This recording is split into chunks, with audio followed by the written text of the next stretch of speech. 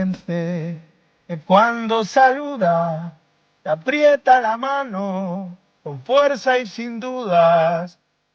Gracias a vos, a todo el equipo, por hacerme muy feliz siempre. Gracias por hacer el mejor programa de radio por lejos de la Argentina y quizá del mundo. Quizá haya un programa mejor en China, no lo conozco, no lo sé.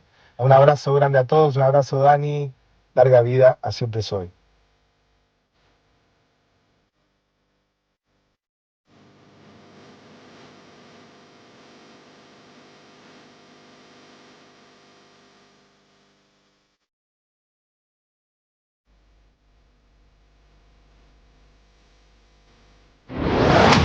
En tal caso comete abusos, pero el terrorismo en sí es un ¿Dónde pone al golpe usted el 76? ¿Dónde pone al golpe? ¿En qué lugar lo pone la historia? ¿Cómo lo califica? La realidad es que los atentados terroristas a partir de ese momento comenzaron a decrecer y la población comenzó a estar más protegida. Esta es la problemática de los militares que están ilegalmente detenidos por los mal llamados delitos de lesa humanidad, y otra es la necesidad de darle a conocer a la gente que del otro lado hubo víctimas del terrorismo, contarle la otra parte de la historia, y a eso se dedicó Victoria. El compromiso con Argentina y con Javier Milei es inclaudicable y hemos trabajado espalda con espalda a pesar de los incansables intentos por dividirnos. Yo no me voy a convertir en Cristina Fernández de Kirchner. ¿Con Karina cómo te llevas? Y Karina tiene mucho carácter, pero yo también. Y las dos queremos a Javier. Y las dos queremos lo mejor para Javier. Este que dicen polo positivo más polo positivo es Bolonqui. Y bueno, en el medio está Javier. Pobre jamoncito. Caputo, todos esos forman parte de un clan. Él es un pobrecito, es un jamoncito, diría la vicepresidenta. Bueno, Gracias por el favor, Mayans. No, gracias. bueno, digo, en ese sentido. Gracias. Disculpe, presidente, disculpe. A mí me gustó el adjetivo calificativo. Gracias, un amigo. Vengo a inaugurar un busto de la primera mujer vicepresidente de esta casa. Me refiero sin dudas a María Estela Martínez de Perón, con un acto de reparación histórica hacia una mujer que viuda y en soledad debió soportar más de 40 años de persecución y ostracismo. Hemos hecho 25 veces más de reformas estructurales, pero esto lo hicimos con 15% de la Cámara de Diputados, 7 senadores, una traidora, pero con el mejor jefe de gabinete de la historia, que es Guillermo Franco. En el espacio que se llama Galaxia Milei tengo en mis manos el libro que se llama La Generala, y recibimos a su autora Emilia Delfino. El libro es la biografía no autorizada de Victoria Villarroel. Emilia, primero, bienvenida, muy buenos días, gracias. ¿Cómo estás? Acá Diego y Juan hicieron la tarea y leyeron el libro completo, no yo, que lo estoy leyendo. Así que arranquen ustedes, chicos. Una primera pregunta que te quería hacer es sobre, yo había leído en Página 12 sistemáticamente notas de Luciana Bertoia reconstruyendo muy bien al personaje, pero cuando leí el libro me encontré con un tipo de sistematicidad que me impresionó, y hay un dato que brillaba en el texto, vos lo dijiste en varias entrevistas, que es que este Centro de Estudios Legales de Víctimas del Terrorismo que creó Villarroel en determinado momento, dicho sea de paso, copiando al CELS en esta estrategia de, digamos, de dejar de hablar de viejos militares genocidas desprestigiados y empezar a pensar en la víctima, que tiene un prestigio y que da una posibilidad, digamos, de audibilidad e incluso de acumulación política. Vos contás que este centro de estudios está financiado, entre otros, y apoyado, entre otros, por José Antonio Martínez de Oz, hijo, pues José Alfredo Martínez de Oz, hijo. Bueno, el dato es espeluznante porque además cómo se repite la historia, ¿no? Padre e hijo, el tipo de compromiso entre economía, digamos, historia y política, es espeluznante, pero ahí te quería hacer una pregunta, a ver cómo lo ves vos. Me resulta bastante impresionante como una y otra vez en la historia argentina, figuras que se presentan como siendo nacionalistas, conservadoras, católicas, antiglobalistas, etcétera, actúan de alguna manera como fachada que pretende ser diferenciada, pero no lo es, de una rancia oligarquía ultraliberal, digamos. Pasó en la dictadura, pasó en la época de la Revolución Libertadora o Fusiladora, y pasa en micro con este personaje. Entonces, un poco la pregunta que te quería hacer es sobre el hecho de que la relación entre dinero y estrategias de fachada terminan por desmontar la pretensión de Villarroel de ofrecerse diferenciadamente respecto a Milei, porque él sería, digamos así, el liberal ateo, que quiere ser judío, en fin, esa mezcla que es él. Y ella sería la otra parte de la derecha, ¿no? Uno, digamos, de otro tipo de tradición. Pero cuando empezás a leer el libro y empezamos a ver los datos que vos ofreces, por ejemplo, lo de Martínez de Oz, se cae a pedazos, ¿no? ¿Cómo pensás, mientras escribías esto y pensabas esto, tenías alguna reflexión al respecto sobre este entretejido de la derecha? Sí, creo que es una de las grandes contradicciones de Villarroel y que justamente viene a poner en duda, como vos decías, este discurso del nacionalismo, ¿no? Que es como una de las banderas de ella, que ella la levanta sobre todo con respecto a Malvinas, pero que la lleva a lo largo de todo su discurso, y que es la posibilidad de diferenciarse de Milei y de emerger como una alternativa distinta dentro de la derecha. Y sin embargo, es el financiamiento y el apoyo de Martínez de Oz y de otras personas ligadas al liberalismo demuestra que ella es muy flexible en ese sentido y que puede adaptar no solo su discurso y su pensamiento, sino también su ideología, su columna vertebral, ¿no? Entonces, eso también habla de por qué se alió con Milei, ¿no? Por esa capacidad, esa flexibilidad para desoír qué los diferenciaba y concentrarse solo en lo que los unía, y tiene que ver también con su situación actual, su equipo viendo dónde se va a insertar políticamente, en espacios donde ella no se siente del todo cómoda, pero que está dispuesta a aliarse con total de sobrevivir en la política, ¿no? La pregunta ahí sería, ¿por qué? ¿Por qué hace todo esto? Creo que tiene que ver con su ambición de poder, con su ambición de protagonismo. Hay dos versiones que yo cuento en el libro. Una es la de ella, sobre cómo se forma este Centro de Estudios Legales y legales sobre el terrorismo y sus víctimas, casi como una ironía hacia el CELS, exactamente. Y, por otro lado, la versión de los hombres que dicen haberla apoyado y financiado y haber sido los cerebros detrás de esa organización, ¿no? de esa ONG. Y ella siempre habla de que es, a través de su entorno lo puede reconstruir, de que ella se hizo sola, que a ella no la ayudó nadie, que ella no le debe nada a nadie. Y del otro lado tenés un grupo que te dice, nosotros la apoyamos, la financiamos, la pusimos al frente de esta ONG, porque en el fondo había una estrategia. Y a ella la eligen porque era una mujer joven, una cara nueva, porque no tenía gran protagonismo dentro de la derecha, y para ella fue la gran oportunidad de ella de desarrollar una carrera. Ella se recibe a los 28 años, tenía una ONG, había tenido trabajos muy menores, no tenía lo que buscaba, que era ser parte de la discusión pública, ser alguien, ¿no?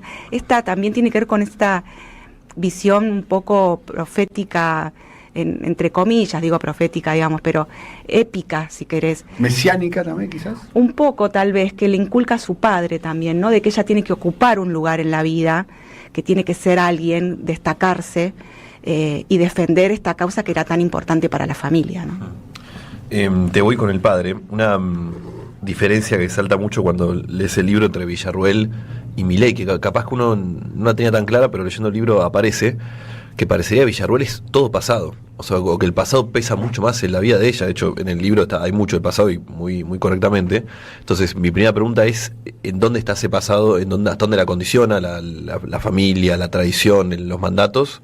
Y qué cosas resaltaste de ese pasado que pensás que faltaba explorar o contar de Villarroel? Bueno, el pasado, como vos decís, creo que es algo que la marcó en su vida y que es el motor constante de esa ambición y de esa búsqueda de protagonismo, ¿no? De convertirse en... Ellas me cuentan que aspiraba a ser diputada, nunca pensó que iba a llegar a ser vicepresidenta de la Nación, pero una vez que llega a la vicepresidencia empieza a mostrarnos otra cara y trata de seguir haciendo lo que había hecho en el pasado, que es lavarse un poco la cara del pasado. Pero es un pasado que la condicionó mucho, no solo en su ideología, su forma de pensar, su personalidad también, ¿no? Ella es muy parecida al papá. Quienes conocieron al padre militar, del ejército, un militar muy estricto, era instructor de comandos del ejército, los grupos de élite, y incluso ha tenido sanciones porque el ejército, en las vísperas de la dictadura del 76, consideró que él se había extralimitado con subordinados.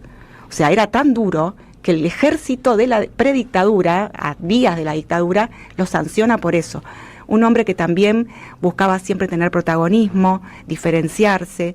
Que se negó a jurar en la Constitución. Y que tenía una personalidad muy, muy especial, que incluso llegaba hasta superar los límites de lo que el ejército le pedía. Cuando, vos bien lo decís, cuando llega la democracia y Raúl Alfonsín les ordena en realidad a los militares que juren por la Constitución en una demostración de su compromiso con la democracia, él se niega no solo a jurar él por la Constitución, sino a tomarle juramento a sus subordinados en Río Mayo, en Chubut, y ahí empieza la debacle de su carrera, y eso también influyó muchísimo en Villarruel, porque ella lo que va viendo es que ese héroe, que para ella es su papá, empieza a convertirse en un perdedor, de alguna forma, ¿no?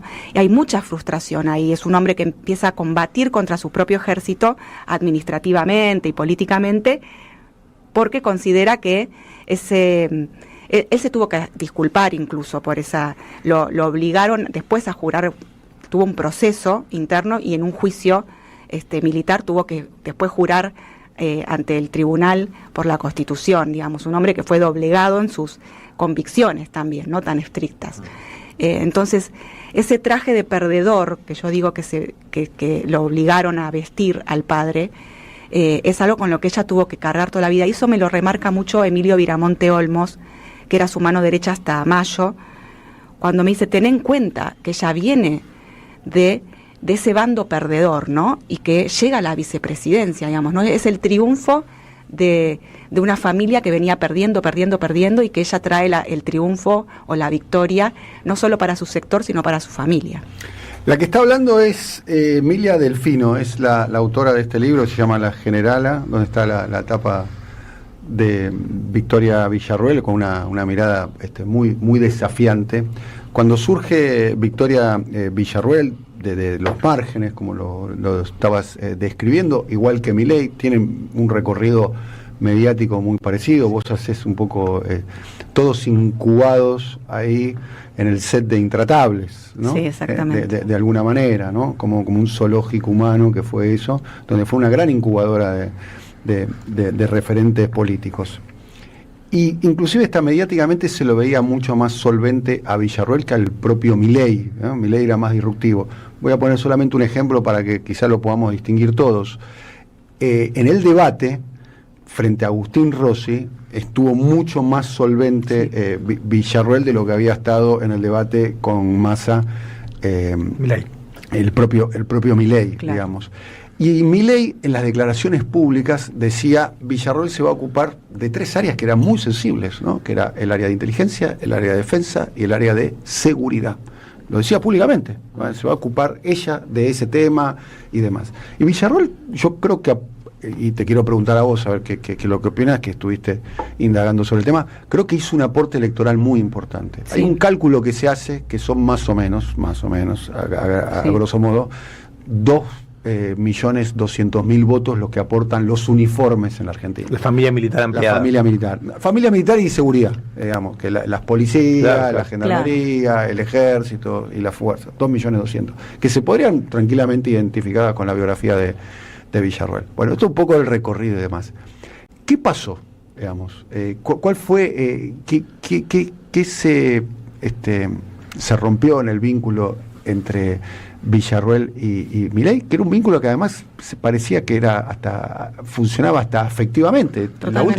La última, mira esta imagen, por ejemplo, pongamos la imagen del 9 de julio del año pasado, el desfile. Dani, te sumaría un dato más, digo que Villarruel influye en algún momento ideológicamente en Milei. Milei, que nunca en su vida había hablado de los 70 y la dictadura, nunca, literalmente jamás había dicho una palabra, hace carne el discurso de se empieza a copiar de su discurso. Esto termina en la tapa del diario del New York Times o del Wall Street Journal, no recuerdo exactamente, pero sé que termina en la tapa, esta foto, no es una foto, es una imagen, ¿no? La foto de esta imagen, donde están el presidente Milei y la vicepresidenta Villarruel exultantes en el desfile del 9 de julio del año 24, exultantes los dos, digamos. ¿Qué pasó? A ver, ¿cómo podrías explicarlo? Es una cadena de desencuentros y rispideces, que empieza sobre todo en la campaña de 2023, cuentan los libertarios, y también en el espacio de ella, porque Villarruel empieza a reclamar protagonismo en la toma de decisiones, poder de decisión en el armado de las listas de la provincia de Buenos Aires. Ella tenía que responder también al partido donde figuraba como presidenta, que era una presidenta un poco, ¿no?, en un espacio donde se la puso como presidenta del Partido Demócrata de la provincia de Buenos Aires, para de alguna forma tener un sello en la provincia para aportarle al espacio y para que ella tuviera su espacio político, pero incluso su llegada había dividido a ese partido también. ¿Y qué pasa? Se encuentra con Karina Milei y Carlos Kikuchi, el armador de 2023, y ahí empieza un muro, digamos, se construye un muro en donde nadie incide sobre, salvo Milei, en la decisión de cómo se arman las listas de la provincia de Buenos Aires. Hay mucha tensión, hay discusiones entre ellos, hay planteos de Villarruel, hay algo que los libertarios dicen bastante, que es que a Milei no le gusta que le lleven conflictos. Por eso cuando la había elegido como candidata a vicepresidenta, le había dicho a Villarruel, se lo dijo un tiempo antes, se lo dijo a ella sola, y le dijo: sos vos, no te metas en las internas, quédate afuera de las peleas. Eso es lo que cuentan en su entorno. Entonces, el mensaje era muy claro: no me traigas líos, no te metas en las internas. Y Villarruel todo el tiempo generaba estos focos de conflicto que llegaron a mucha tensión, discusiones. Hay una escena en la que reconstruyo, que ella le plantea a Milei: soy candidata a vicepresidenta y no puedo poner ni un concejal en la provincia de Buenos Aires, y él le dice: yo soy candidato a presidente y yo tampoco puedo. ¿Cómo? Esto lo maneja Karina, esto no es nosotros, no somos nosotros, es ella. Y el lugar de Karina es un lugar que ella nunca reconoció, es un lugar que ella la subestimó mucho a Karina. Y cuando sus asesores le decían: habla con Karina, sentate con Karina, durante la campaña incluso, ella decía: yo hablo con Javier. Y ella tenía ese vínculo directo, por lo tanto puenteaba como quería, hasta donde Milei le dejaba, y evidentemente Milei la dejaba puentear, hasta que dijo basta, digamos, ¿no? Pero por otras circunstancias. Y Karina eso también lo factura cuando puede, siendo, como todos sabemos quién es, que es la principal asesora del presidente, ¿no? Entonces es un cúmulo de cosas que después, cuando llegan al poder, ya hay gestos.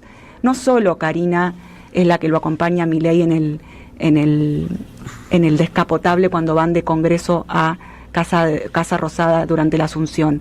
A Villarruel la bajan de un escenario. Del escenario, ¿se acuerdan cuando Milei habla frente a la gente y estaba con todos los mandatarios internacionales? Villarruel sube al escenario, lo acompaña a Milei del brazo, sube al escenario, llega a saludar al presidente de Ucrania y la sacan, y queda Karina en su lugar, ¿no? Había una orden concreta de ir sacándola del espacio y alejarla del presidente. Después vienen reuniones de gabinete, hay cruces, hay planteos de Villarruel sobre cómo se tenían que hacer las cosas, por ejemplo, sobre todo las cosas en el Senado. No estaba de acuerdo con enviar el DNU 70 como lo enviaron, creía que así no iba a pasar. Bueno, así después fueron las circunstancias. Y después empieza el jamoncito, ¿no? Distintas cosas que se van sumando cada vez más. Ella le tuvo que pedir disculpas por lo del jamoncito, él estaba muy enojado. ¿Las disculpas fueron en privado o públicas? En privado. En privado. Él se lo hizo saber en privado también. Entonces, los libertarios sienten que Milei, de alguna forma, le dio varias oportunidades, tratando siempre de disimular esa interna que se iba abriendo, ese abismo que se iba abriendo entre ellos. Y creo que también ella, lo que tiene que ver con la interna, es que ella creyó que podía fortalecerse y capitalizar políticamente para ella y al mismo tiempo ser aliada interna de Milei. Y eso en La Libertad Avanza evidentemente no es posible. Pregunta, ¿y la supuesta reunión que habría ocurrido o no entre Victoria Villarruel cuando el gobierno Milei estaba tratando de hacer pie con las cuestiones parlamentarias, la reunión supuesta de Villarruel con Macri, eso también por lo menos trascendió públicamente? Eso cayó mal también. Hay una reunión con Macri. ¿La reunión existió? Sí, la reunión existió. No fue en el sur como se publicó. No, fue en Villa Langostura, ¿no? Claro, no fue ahí. fue en la casa de Acasuso, de Macri. Fue una reunión posterior a la que Milei tiene con Macri, a la primera reunión. Es una reunión que pide Villarruel, que la gestiona Emilio Viramonte Olmos, este abogado cordobés amigo de ella, que es muy conectado con el poder económico y el establishment. Y tiene llegada Macri, entonces le arma la reunión. Una reunión que para los Milei no tenía sentido. No.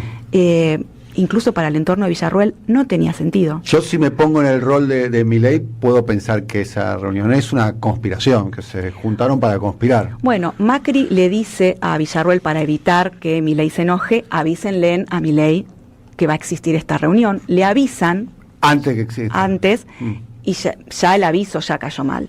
Porque ellos no entendían a qué iba ella, si ellos no le estaban abriendo la puerta para negociar nada con la oposición o con Macri en ese momento, y que las decisiones las tomaba Milei con Karina Pose, ¿no? En ese momento el que iba a ser candidato, el que iba a ser jefe de gabinete. Entonces le sacan los ministerios que le habían prometido, ella queda mal con las personas a las que ya les había prometido cargos. Queda mal con los jefes de las Fuerzas Armadas y de seguridad con los que ya se había reunido y con los que había hablado sobre cómo iban a gestionar esas áreas. Entonces, es mutuo, pero sobre todo creo que tiene que ver con esta intención de ella de construirse, de fortalecerse ella, pensando en el futuro, y al mismo tiempo intentar ser aliada. Pregunta, según la descripción que estás haciendo vos, estamos hablando con Emilia Delfino, ¿no se sobreestimó un poco ella? Sí. ¿Su capacidad? Sí, creo que además se apuró. Hay una frase de Milei que para algunos es espontánea, pero me parece que habla mucho de la situación entre ellos dos, cuando en la apertura de las sesiones ordinarias del Congreso él le dice: no te apures, cuando la reta, adelante de todos, porque ella da por terminado su discurso y levanta la sesión, y él no había dado a entender que había terminado su discurso. Faltaba lo de la fuerza del cielo. Faltaba lo último, y él se da vuelta muy enojado y le dice: no te apures. Me parece que esa frase seguramente puede haber sido espontánea al momento, claro. No estaba planificada, pero habla mucho de... Tenía más de un sentido. Tenía más de un sentido, me parece, y ella se apura también. Es un poco el estilo de ella. Poco impulsiva. Es impulsiva y además está aprendiendo a hacer política desde el poder. Está muy expuesta también, ¿no? Claro. Esos llegaron y los dos están aprendiendo a hacer política supuestamente desde el poder y no tuvieron una carrera de 20 años en la política. Estas cosas les podría haber pasado hace 20 añnos y poder haber aprendido de ciertos errores que ahora los aprenden con el poder ahí en la mano. Emilia, digo, para que nos haya solo para remarcar, esta dinámica que contó Emilia recién de la relación Villarruel-Milei intentando puentear a Karina, cómo surge las internas y cómo termina desplazada, no casualmente es casi idéntica a lo que le está pasando ahora a Santiago Caputo, O sea, se puede interpretar la actualidad de la interna del gobierno en clave de las historias pasadas de la Libertad Avanza, digo, para volver a escuchar y pensarlo en clave de la actualidad. Yo te quería hacer una pregunta que por ahí complementa esto, pero va hacia otro ángulo y tiene que ver con lo siguiente. Pensando un poco en la familia de Victoria Villarruel, el padre participando en el operativo Independencia, según señalas vos, hay cosas que todavía no se conocen de su participación en el operativo Independencia. No está solamente en lo que se puede consultar, sino que él habría dicho que hizo tareas particularmente, digamos así, confidenciales en el operativo Independencia. Su tío, que tiene relación con el centro de detención clandestina El Vesubio, que fue un represor del Cordobazo. Si estamos hablando de padre y tío que participaron directamente en la represión del terrorismo estado, pero más el abuelo materno, que tuvo alguna colaboración directa con Díaz Besone. Sí, exactamente. Creo que era un intelectual de la dictadura, era un intelectual de la Armada. Era un historiador de la Marina, ¿no? Era un historiador de la Armada, tenía altos cargos en institutos, llegó al máximo de Osvaldo Bayer, con vos contacto, tuvo una polémica muy violenta con él. Sí. Mi pregunta es esta. Alguien que está vinculada a esa historia, ¿qué hace reivindicando a Isabel Perón? Es decir, ese gesto hacia la derecha peronista, Miguel Ángel Toma, Claudia Rucci, toda su idea de dialogar con esa derecha peronista a la que ese golpe de Estado destronó, ¿significa, es posible construir la hipótesis de que lo que se le está diciendo la derecha peronista, lo que se le está reconociendo, son los decretos de aniquilación de la subversión? Yo creo que en parte sí, eso para ella... cuando en su entorno le preguntaron, ella lo hizo con muchísimo secretismo, ni siquiera sus colaboradores más cercanos sabían que ella se iba a reunir con Isabel Perón, lo gestionó a través del biógrafo rosarino de Isabel Perón, que hizo de nexo y le preguntó a María Estela Martínez si quería reunirse y accedió inmediatamente. Y tiene que ver porque para su padre, que es lo que él le decía a Victoria Villarruel, Isabel Perón abrió la puerta a las Fuerzas Armadas para poder hacer el aniquilamiento del accionar subversivo, como dice el decreto y como hablan ellos, y abrir la puerta para lo que vino después, ¿no? Y ganar esa guerra, como ellos consideran que fue una guerra, ganar esa guerra contra las guerrillas, las organizaciones armadas de los 70. ¿Y vos crees que es consistente la proyección política de Villarroel hacia una suerte de derecha peronista? Yo creo que estas dos incorporaciones, la reincorporación de Claudia Rucci, la incorporación de Mario Pato Russo ahora, los dos peronistas, los dos de la provincia de Buenos Aires, son pistas que nos está dando Villarroel de qué es lo que están pensando hoy. Y digo hoy porque ella es muy cambiante, como vimos, en 1 año y medio cambió 3 veces de equipo, tuvo 4 manos derechas, o sea, todo puede virar. No podemos parar un segundito. Claudia Rucci es la hija de José Ignacio Rucci, en algún momento fue diputada nacional con De Narváez. Y Mario Pato Russo, ¿qué rol describilo un poco? ¿Qué rol ocupa? Fue el consultor político de Milei en 2021, supuestamente, según él, el que trae el concepto de la casta a la política, a la campaña, digamos. Antes de Santiago Caputo. Antes de Santiago Caputo, exactamente. De hecho, no se llevan bien entre ellos, tenían ahí rispideces. Y él se va enojado con Milei, los dos están muy enojados entre sí, él se va de la Libertad Avanza, lo cuenta muy bien Juan en El Loco, y después él queda, ahí un poco desdibujado, pero siempre llevándose esa victoria, ¿no?, del 2021 con Milei.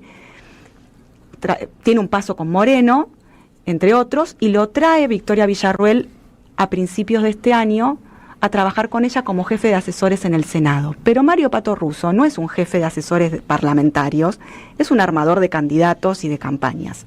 O sea, viene a eso. Un pupilo de Vicente Massot, ¿no? Pupilo de Vicente Massot, otro de los hombres que más apoyó a Victoria Villarruel también. Tienen un padrino ahí en común.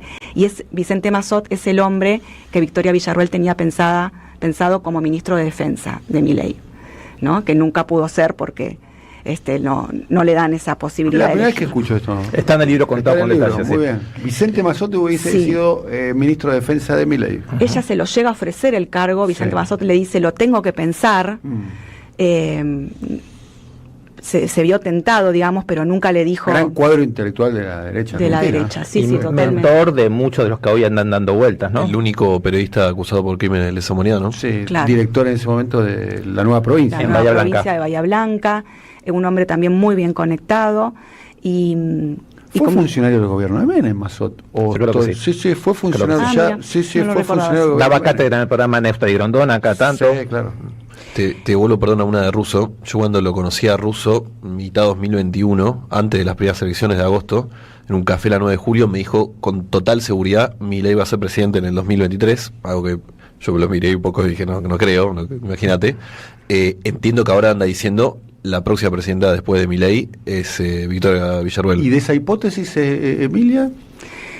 Eso es lo que creo que Mario Pato Russo viene a hacer ahora en el Senado, es a construirla a ella como la próxima candidata. Algunos dicen en el espacio de ella que están pensando un poco más, yendo un poquito más despacio ahora, después de tanto acelere, pensando en la provincia, tal vez para despistarnos, pensando en la provincia de Buenos Aires y el 2027. Vamos a ver si eso prospera, digamos, porque como ella es muy cambiante, cambia de equipo, cambia de asesores, etcétera, puede cambiar de estrategia también. Pero lo importante también es que Pato Russo está convencido de que hay posibilidades de que Milei no llegue a 2027 y entonces ella pueda emerger incluso asumiendo... Por crisis institucional. Exactamente, como que él no podría soportar una crisis institucional de alto calibre, digamos, y renunciaría. Bueno, lo que pareciera ser que cuando viene una crisis institucional es como un tsunami que barre todo, porque ante ese escenario, estamos en el terreno de la hipótesis. Si cae uno, caen todos. Y ese escenario de crisis institucional, me parece que el que va a definir el próximo presidente sería, como marca la Constitución, podría llegar a ser la Asamblea Legislativa. Exactamente, y además... No entiendo por qué una crisis que se lleve puesto a Milei la dejaría a salvo a Villarruel. Exactamente, eso es lo que responden del otro lado los consultores políticos cuando uno va a los que analizan las encuestas, a los candidatos, a los que saben mucho de campaña también. Uno pregunta y dice, bueno, qué difícil va a ser separar la imagen de Villarruel de la de Milei. Todavía no había pasado esta gran disrupción, esta gran pelea como acto final, que hay que ver ahora cómo repercute eso en la imagen de Villarruel. Pero para los consultores es muy difícil separarla y creo que puede haber un efecto arrastre. Entonces, si a Milei le va demasiado... Y Emilio Viramonte Olmo, su mano derecha hasta Mayo, pensaba lo mismo. Si a Milei le va demasiado mal, te puede arrastrar, le decía. Si le va un poco mal, bueno, vos ahí podés emerger como una alternativa. Por eso creo que también están bajando un poco las pretensiones. ¿Tiene la red de alianzas como para poder ser una alternativa? Digo, con el poder económico, con el peronismo, con el sector del radicalismo, con el macrismo, con el sindicalismo. ¿Tiene como una red de alianzas como para poder ser un punto de acumulación? Lo está intentando construir. Ella arranca 2024 pidiéndole a Rucci, a Claudia, que le arme reuniones, porque sus pretensiones eran de alguna forma tener senadores que le respondan, sentarse directamente con los gobernadores sin ningún intermediario, hablar con los intendentes y tener intendentes que le respondan. Inicialmente lo hizo, ¿no? Y después la agenda se apagó. Sí. Y después se apaga, que ahí es cuando Rucci dice, bueno, todo esto que construí hay que ponerlo en remojo, porque ella, para evitar pelearse con Milei, dice, llegué hasta acá, no puedo avanzar más, no me dejan, hasta acá llego. Después vuelve a intentar este año rearmar todo eso. Muchas de las personas que apostaban a Victoria Villarruel para insertarla en la escena nacional como una figura futura de alternativa, hoy están con Milei y están en las listas de La Libertad Avanza. Entonces en el camino perdió esa posibilidad de alianza. Pero está yendo mucho a las provincias de nuevo, recorrió 14 provincias en 2024, ahora está recorriendo más. De hecho, estuvo hace poco en Catamarca, ¿no? Y en Santiago del Estero, con Russo, ¿no? Que la acompaña Pato Russo. Y todo también vamos a tener que ver qué tan en serio se la toman los gobernadores, ¿no? Para saber si van a querer construir algo con ella. Ella cae muy bien en Los Hombres del Poder. ¿Sí? Sí, cae bien. Se muestra con una cara muy distinta a la cara que me describen la gente de la derecha que la conoce hace 20 años, que te hablan de una mujer intransigente, de una mujer con la que es difícil dialogar, con la que es difícil llegar a un acuerdo, a la que es difícil convencer. Y sin embargo ella ahora nos muestra desde que llega al Senado la imagen de una mujer dialoguista, institucionalista, federalista, digamos, ¿no? Una imagen totalmente distinta a la que me describían los entrevistados. Lo que vimos en las últimas semanas es que hasta un límite a Milei, ¿no? Por lo menos en el tratamiento del Senado. Hablando de personas que están cerca de Villarruel, el libro es muy bueno y creo una de las grandes ventajas, uno de los grandes atributos que trae es que a contramano de la imagen con la que Villarruel se presentó en los últimos 10-15 años, alguien que defendía a víctimas, ella es una expresión y una continuidad en muchos sentidos de la última dictadura militar, y no solo por mandato paterno, pues son cosas que le acceden, no lo que hizo el padre, lo que hizo el tío, pero una relación que desnuda claramente lo que piensa ella y lo que cree ella, es su relación con Alberto González, que ya no es del padre, sino que es ella directamente. Así que te tiro ahí la pregunta a ver si nos contás de quién es González y esa relación. Alberto el Gato González era miembro del grupo de tareas de la Escuela de Mecánica de la Armada durante la dictadura. Tiene condenas por torturas, secuestros, desaparición de personas. Era un hombre de inteligencia dentro de la ESMA. Es el verdugo de Lavairu, de Silvia Lavairu, digo verdugo. Silvia Lavairu obviamente sobrevivió a la ESMA, pero se llevó una experiencia atormentadora, digamos, ¿no? Como tormentosa. Está condenado por delitos sexuales contra Silvia Lavairu en la ESMA. Leila Guerriero no solo cuenta la historia de la Bayrou, sino que profundiza mucho sobre lo que pasó en la ESMA con Alberto González, un libro excelente, La Llamada, que seguro ustedes lo conocen. Que contás que González lo tiene en la cárcel. Que González lo leyó, eso me dijeron, lo leyó.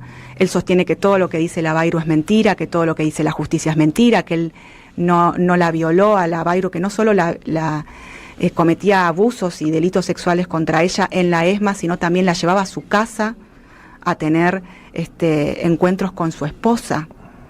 O sea, un nivel muy siniestro, ¿no?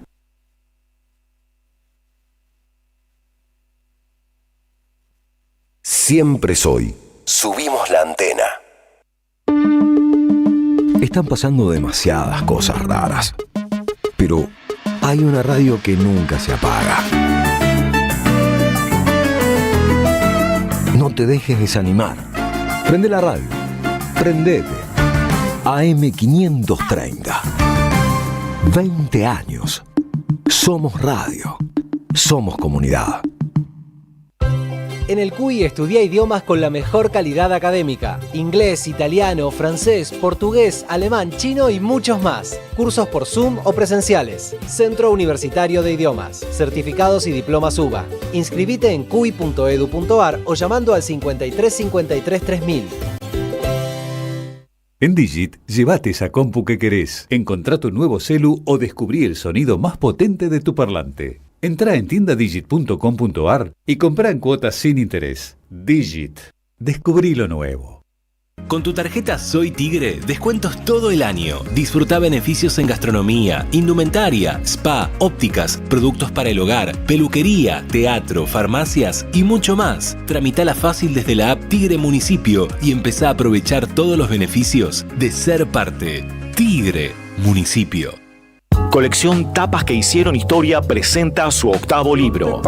La era presidencial de Mauricio Macri contada en las mejores tapas de Página 12. La vuelta al poder de la pata civil de la dictadura. FMI, ajuste, represión y mucho más. Pasaron cosas. Disponible en la librería de Caras y Caretas, Junín 365.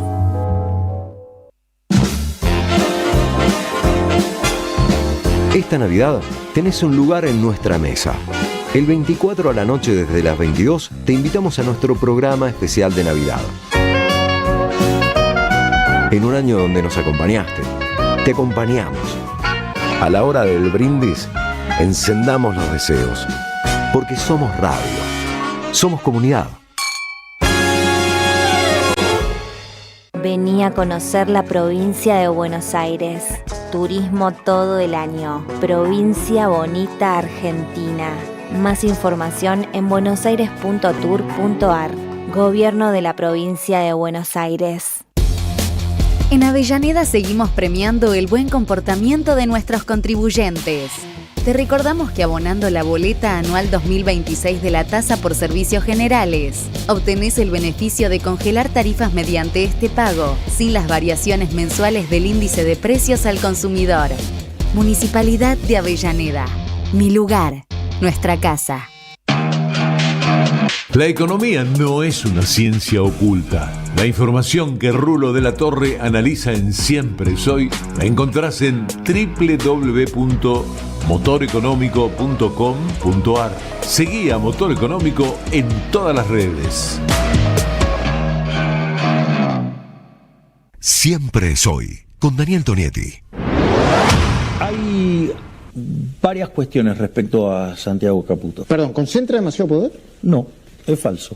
Yo le voy a decir, ¿qué es lo que sucede? Yo digo, soy amigo de Santiago, no solo que soy amigo, sino que además lo considero parte del Triángulo de Hierro, que está constituido por mi hermana, por Santiago y por mí. No solo eso, sino que además, como si eso fuera poco, es una persona de una inteligencia muy superior a la media y le voy a decir más, lo están utilizando para crear la figura del monje negro. La generación de la figura del monje negro es una figura que generan para golpearme a mí de manera indirecta. Como no tienen las agallas para enfrentarme de manera directa y no quieren mostrarle a la gente eso, entonces golpean sobre Santiago Caputo o golpean sobre mi hermana. En realidad los que hacen eso son cobardes que no me pueden enfrentar. Y claro que no me pueden enfrentar porque saben que pierden.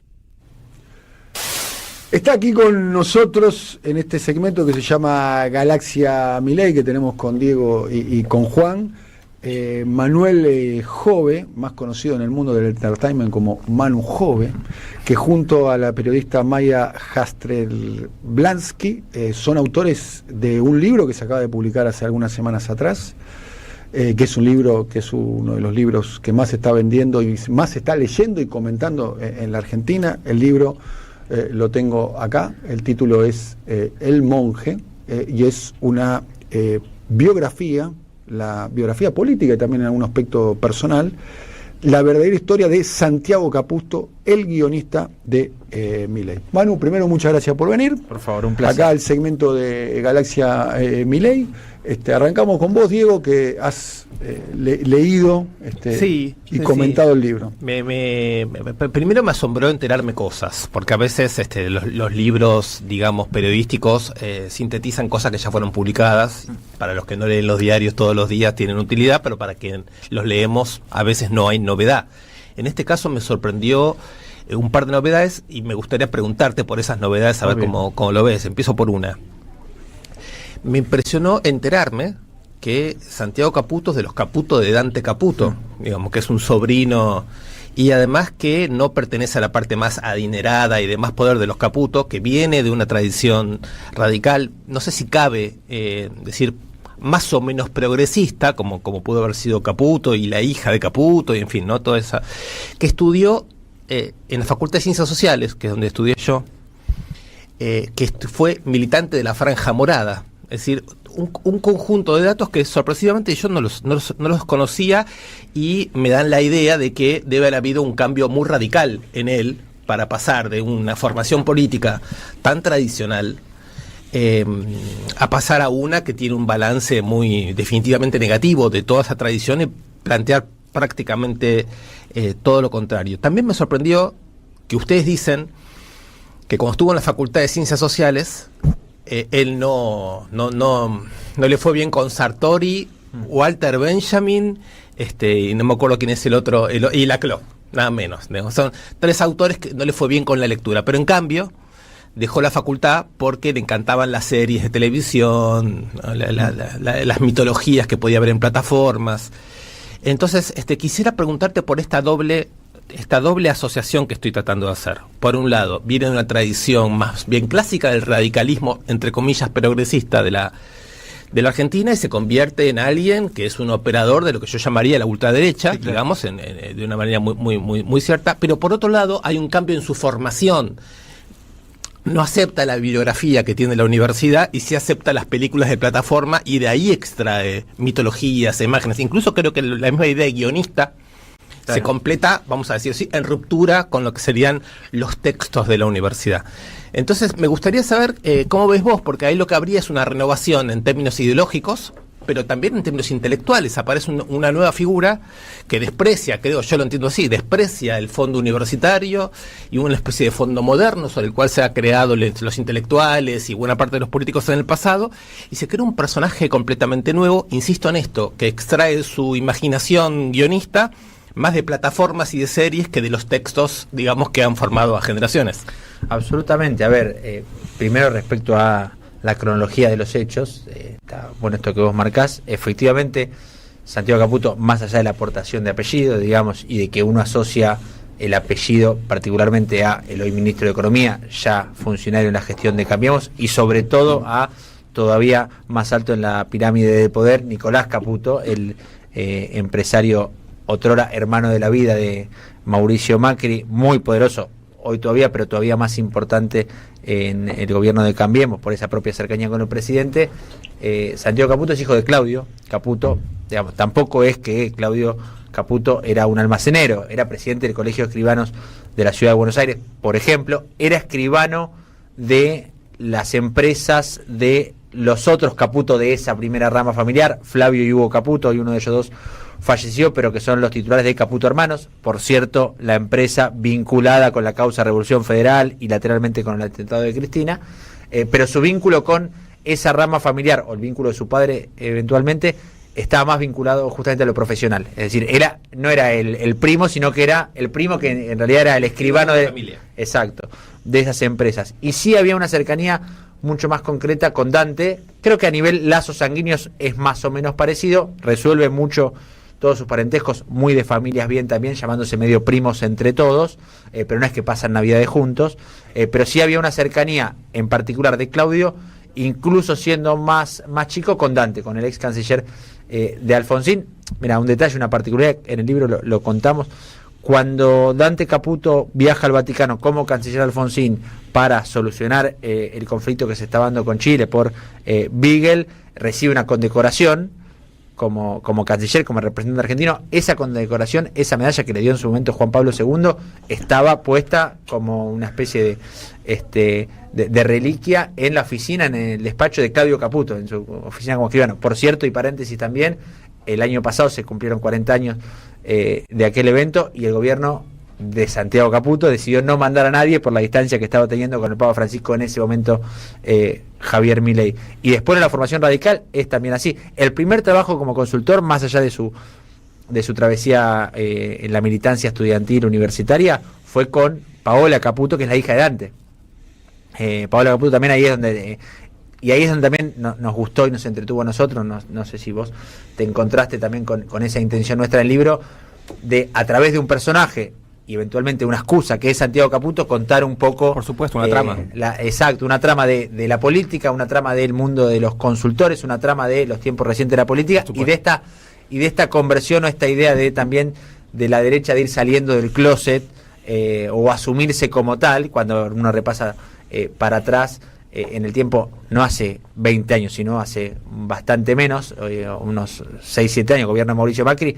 El PRO no se asumía de derecha, ¿viste? Era como una cosa que le esquivaban al término, y ahora es la ultraderecha con el orgullo de ser de derecha. Exacto, bueno, todo ese proceso me parece que Santiago Caputo no solamente, y ahí es donde quizás explica la otra parte de lo que preguntabas, no solamente lo atravesó también, sino que quizás en algunos casos se adelantó en parte a esa discusión, se adelantó para lo autóctono y para lo nacional. El mundo ya estaba pasando, y ahí también hay una identificación de... un importador anticipado. Sí, totalmente.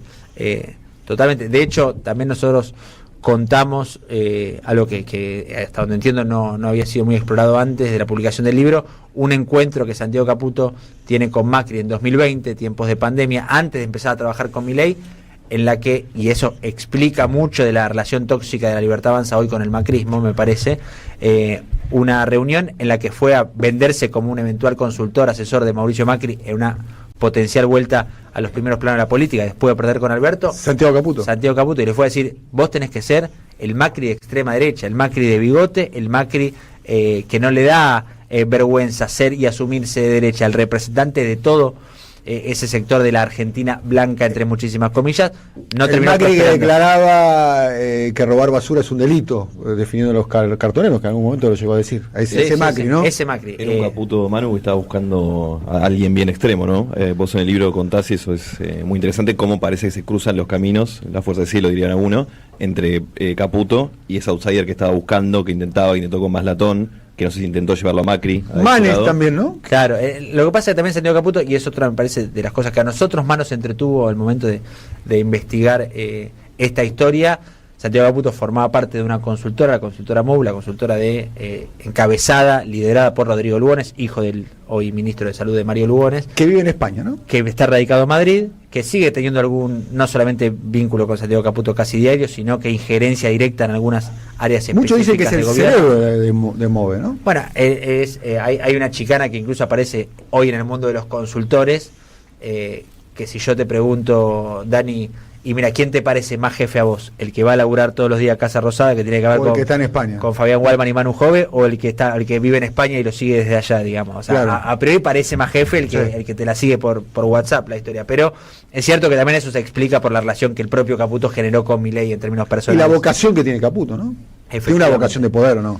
Sí, claramente sí. Pero en toda esa historia de MU y en esa escuela duranbarbista de consultores, porque son un desprendimiento de lo que fue o lo que trajo a Argentina un poco como estos consultores estrellas Duranbarba, aparecían estos nombres, digamos. Facundo Manes, a Tinelli lo fueron a buscar incluso antes de la mesa del hambre y todo aquello que que era más recordado a través de Bali Buca, el intendente de Bolívar. Lo fueron a buscar a Tinelli. Sí, fue Guillermo Garate en este caso, el hoy vicepresidente de YPF, pero estaban ya como repartiendo esa tarea de encontrar una... Garate es el que trabajó en la campaña de Guado de Pedro, ¿no? Exactamente. Ellos medio como que tenían un huevo en cada canasta, ¿no? Exactamente. Ellos también, esa consultora tuvo como el gran capital en su rubro de haber sido los primeros en traer a la Argentina los modelos de lo que se conoce en el rubro como segmentación, que es básicamente la base de datos, el ¿no? cruce de base de datos con el electorado, exacto, para identificar cómo están conformadas las casas de los votantes eventualmente.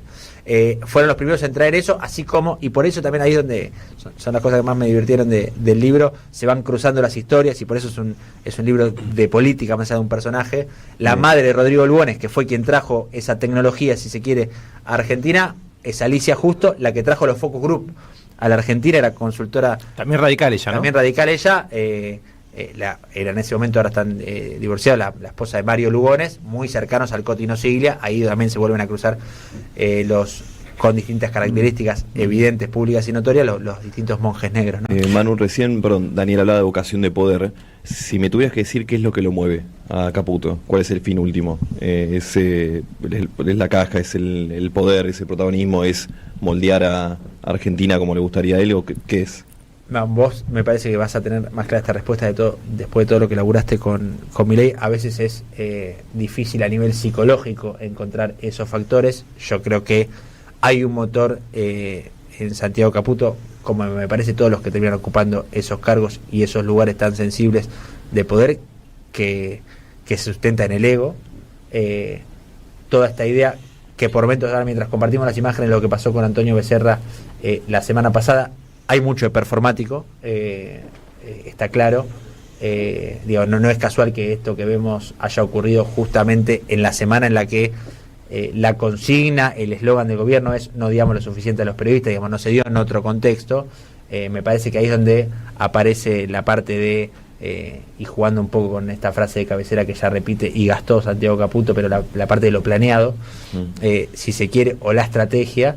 Hoy el periodismo es lo que era la casta en 2023, si se quiere. O sea, la idea del ego de Caputo lo lleva al lugar estratégico, a veces a aparecer para instalar una idea, llevarse la marca. Después ahí me parece que también en estas apariciones consecutivas que hubo, que nos sorprendieron a todos los que venimos cubriendo la Libertad Avanza en general y siguiendo un poco los avatares de Santiago Caputo en particular, nos sorprendió una sucesión, de hecho, desde que aparezca en cancha de River, ni siquiera siendo muy futbolero en el medio del Superclásico, el evento más concurrido y más visto probablemente del deporte argentino, el día siguiente en la cena de Fundación Libertad. O sea, hubo 3 apariciones consecutivas, algo que era inédito, no había pasado. Sí, cosas sueltas, digamos, aquel evento con Manes, alguna aparición en algún evento puntual, pero es un tipo que durante todo el año pasado no fue ni a los actos de la Libertad Avanza, ni a, Milei en el Luna Park, o sea, no se mostraba. ¿Y qué lees ahí?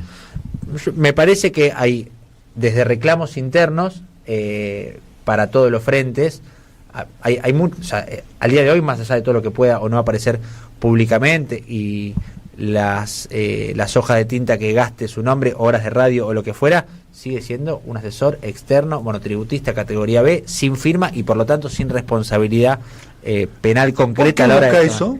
Para esquivar la responsabilidad penal. Sí, claro. Claramente. Sí.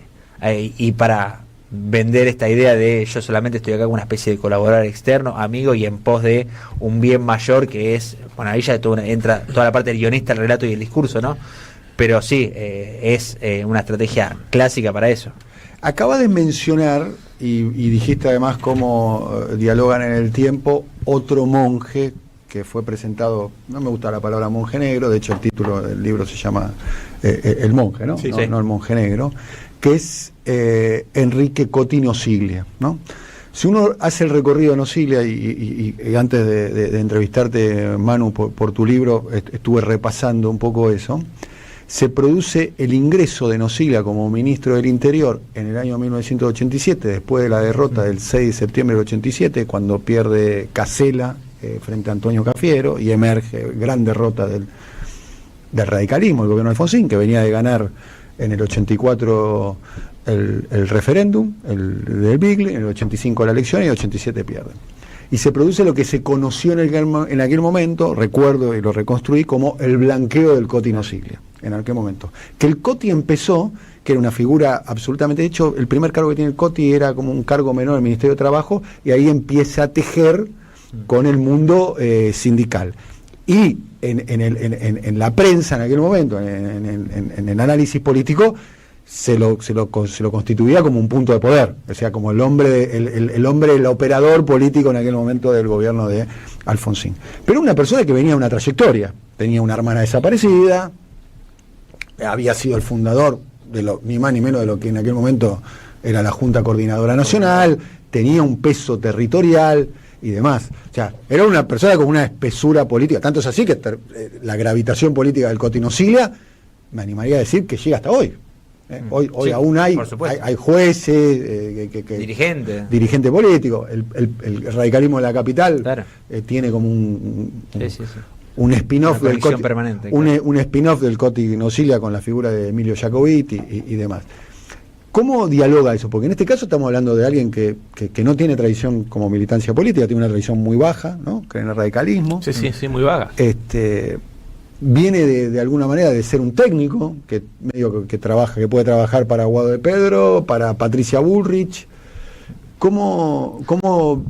De hecho, ya que lo mencionás, quien lo coopta para esa militancia universitaria es el propio Jacobiti, a Santiago Caputo, en la Facultad de Ciencias Sociales, cuando identifica un eslogan en el medio del clásico, repetido conflicto de las tomas de los edificios en la sede de Parque Centenario, ¿no? Exactamente.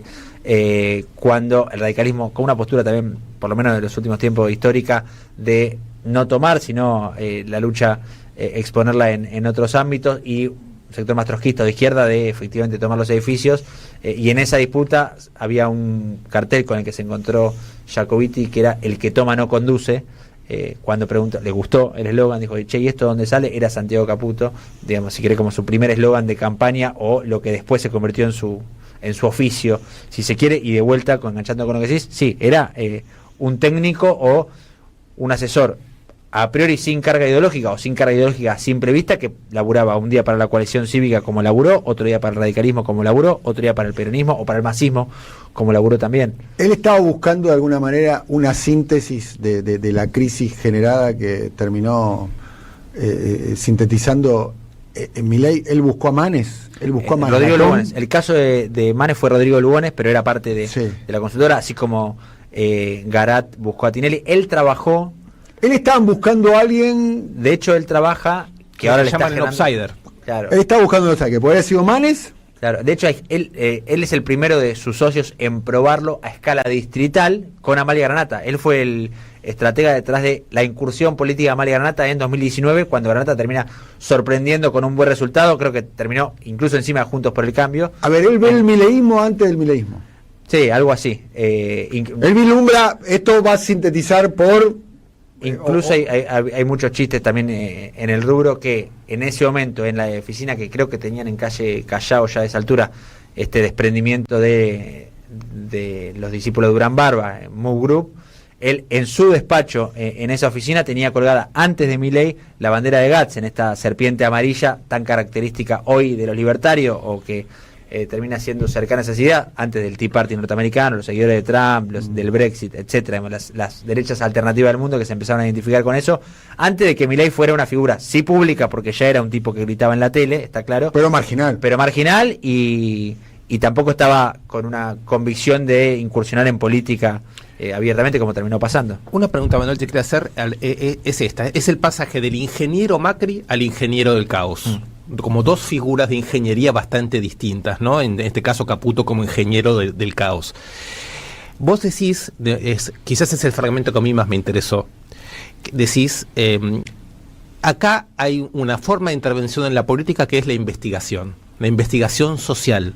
Lo que es fundamental es conocer la sociedad, investigar la sociedad. Incluso ustedes lo ligan con la idea de escuchar a la sociedad. O sea, el político no puede escuchar a su sociedad sino a través de un instrumento de investigación. Mi pregunta es, en el pasaje del ingeniero Macri al ingeniero del caos, ¿qué es escuchar o investigar la sociedad? Porque por lo que venís contando este último tramo de la conversación y se nota en el libro, hay una mezcla de escuchar tendencias con intervenir muy fuertemente sobre la sociedad a partir de las tendencias que se vislumbran. O sea, hay una parte de escucha y hay una parte de preformatear a la misma sociedad de la que se dice que se escucha. Te lo pregunto, termino con esto, porque me llama mucho la atención que esa misma técnica sea utilizada en la misma elección por Carrió, por el macrismo, por la Libertad Avanza y por el kirchnerismo y por sectores del peronismo, por el masismo. Todos están consumiendo ese tipo de investigación e intervención sobre la sociedad. ¿Qué ves de esto?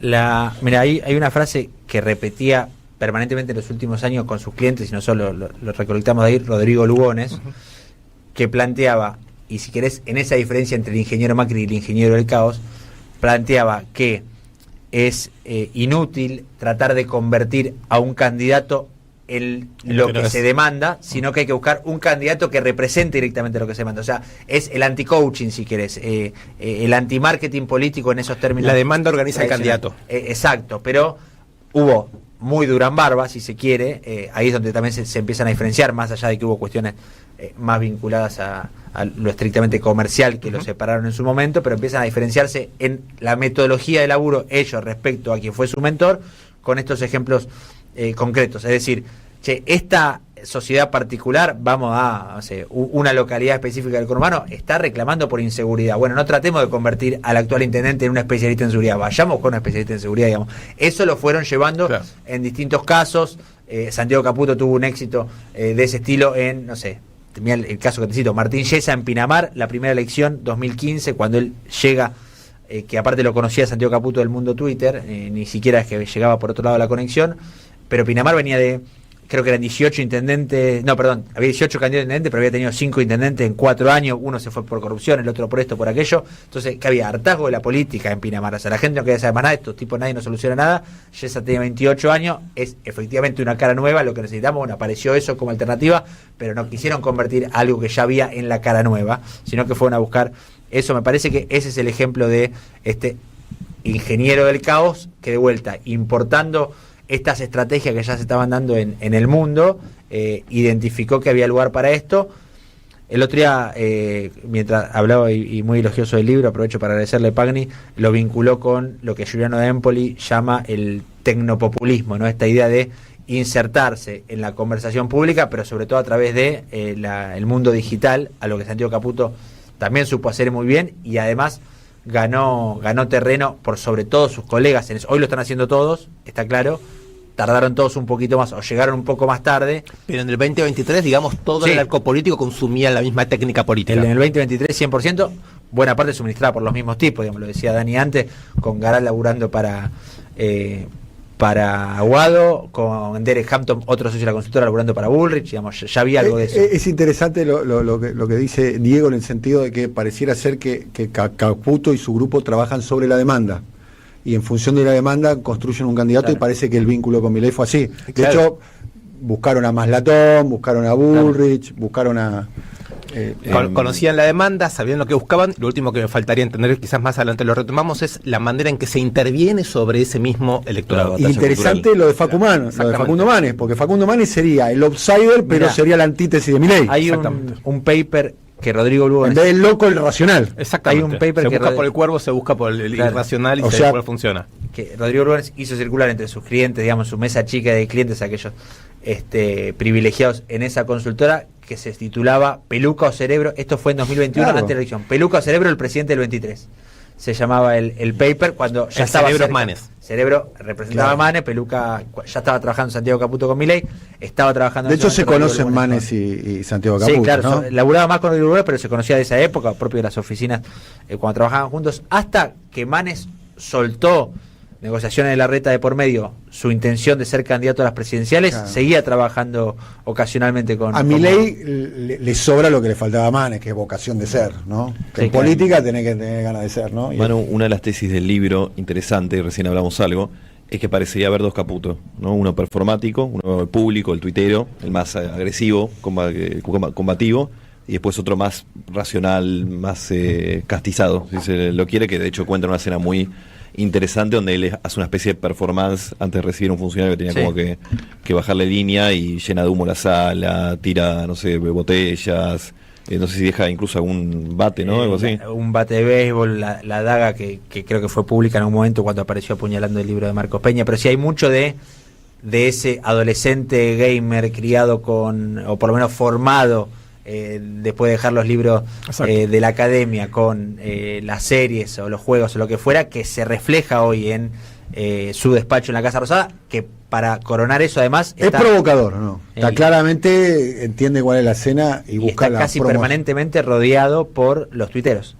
O sea, su propia mesa chica, no su triángulo porque no son tres, digamos, pero su equipo más directo son los tuiteros: Agustín Romo, el Gordo Dan, Macarena Lifraco, son los que están ahí permanentemente con él. ¿Cómo convive la idea de el monje y este grado de exposición? Porque se supone que el monje lo que tiene que tener es el secreto, el anonimato, el que no la ves venir. Absolutamente. De hecho, la comparación con Coti Nocilia o con quien quiera. A Coti no se le conoce la voz. Claro, exactamente.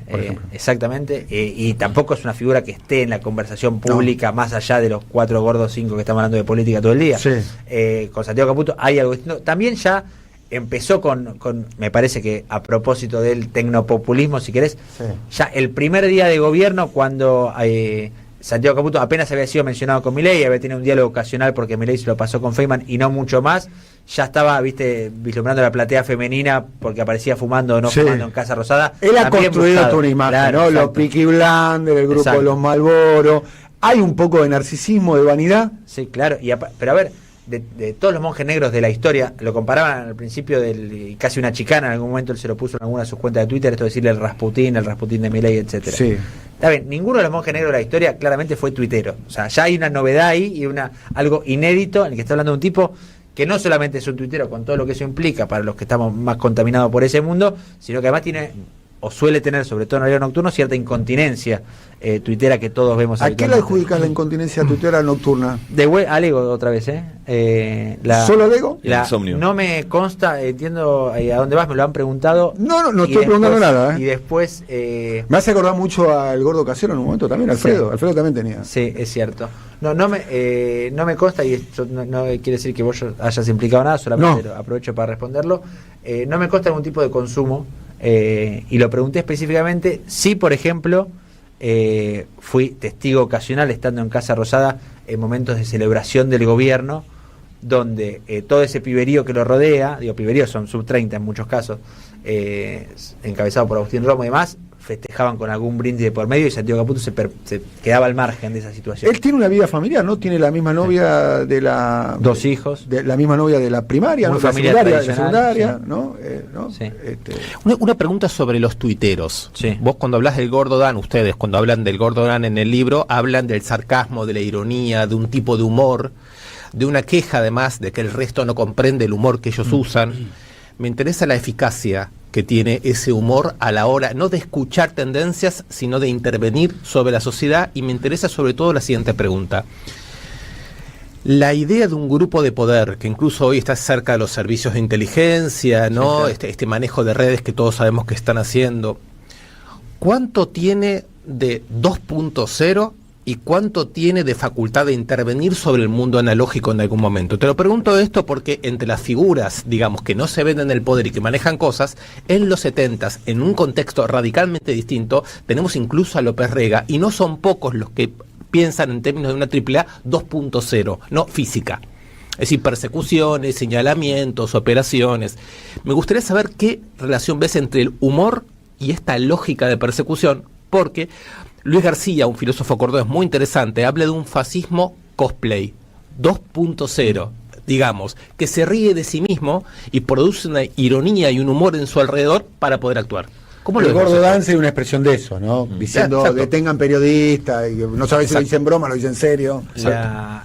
Mira, así como Santiago Caputo es previo a Milei respecto a estos planteos de la derecha que tendría que venir a ocupar ese espacio hoy vacante, en los tuiteros, si querés en particular con el Gordo Dan, también empezaron a aparecer y a tener muchas de las prácticas, digamos, repudiables, como lo que se conoce en el mundo de las redes o de Twitter en particular, como el doxeo, esta cuestión de revelar datos privados, direcciones y demás, antes de que en simultáneo, mientras Milei era un panelista y en todo caso había algún punto de contacto ideológico ahí, ni siquiera era parte tampoco del discurso central lo estrictamente económico en esos tuiteros, digamos, era más la parte de la batalla cultural, claro, más allá del reclamo que efectivamente había a la situación económica general o a la inflación, si querés, pero también es hasta previo con algo que hoy no es para nada menor, que es la generación de comunidades, digo, en el mundo digital y en la conversación digital específicamente.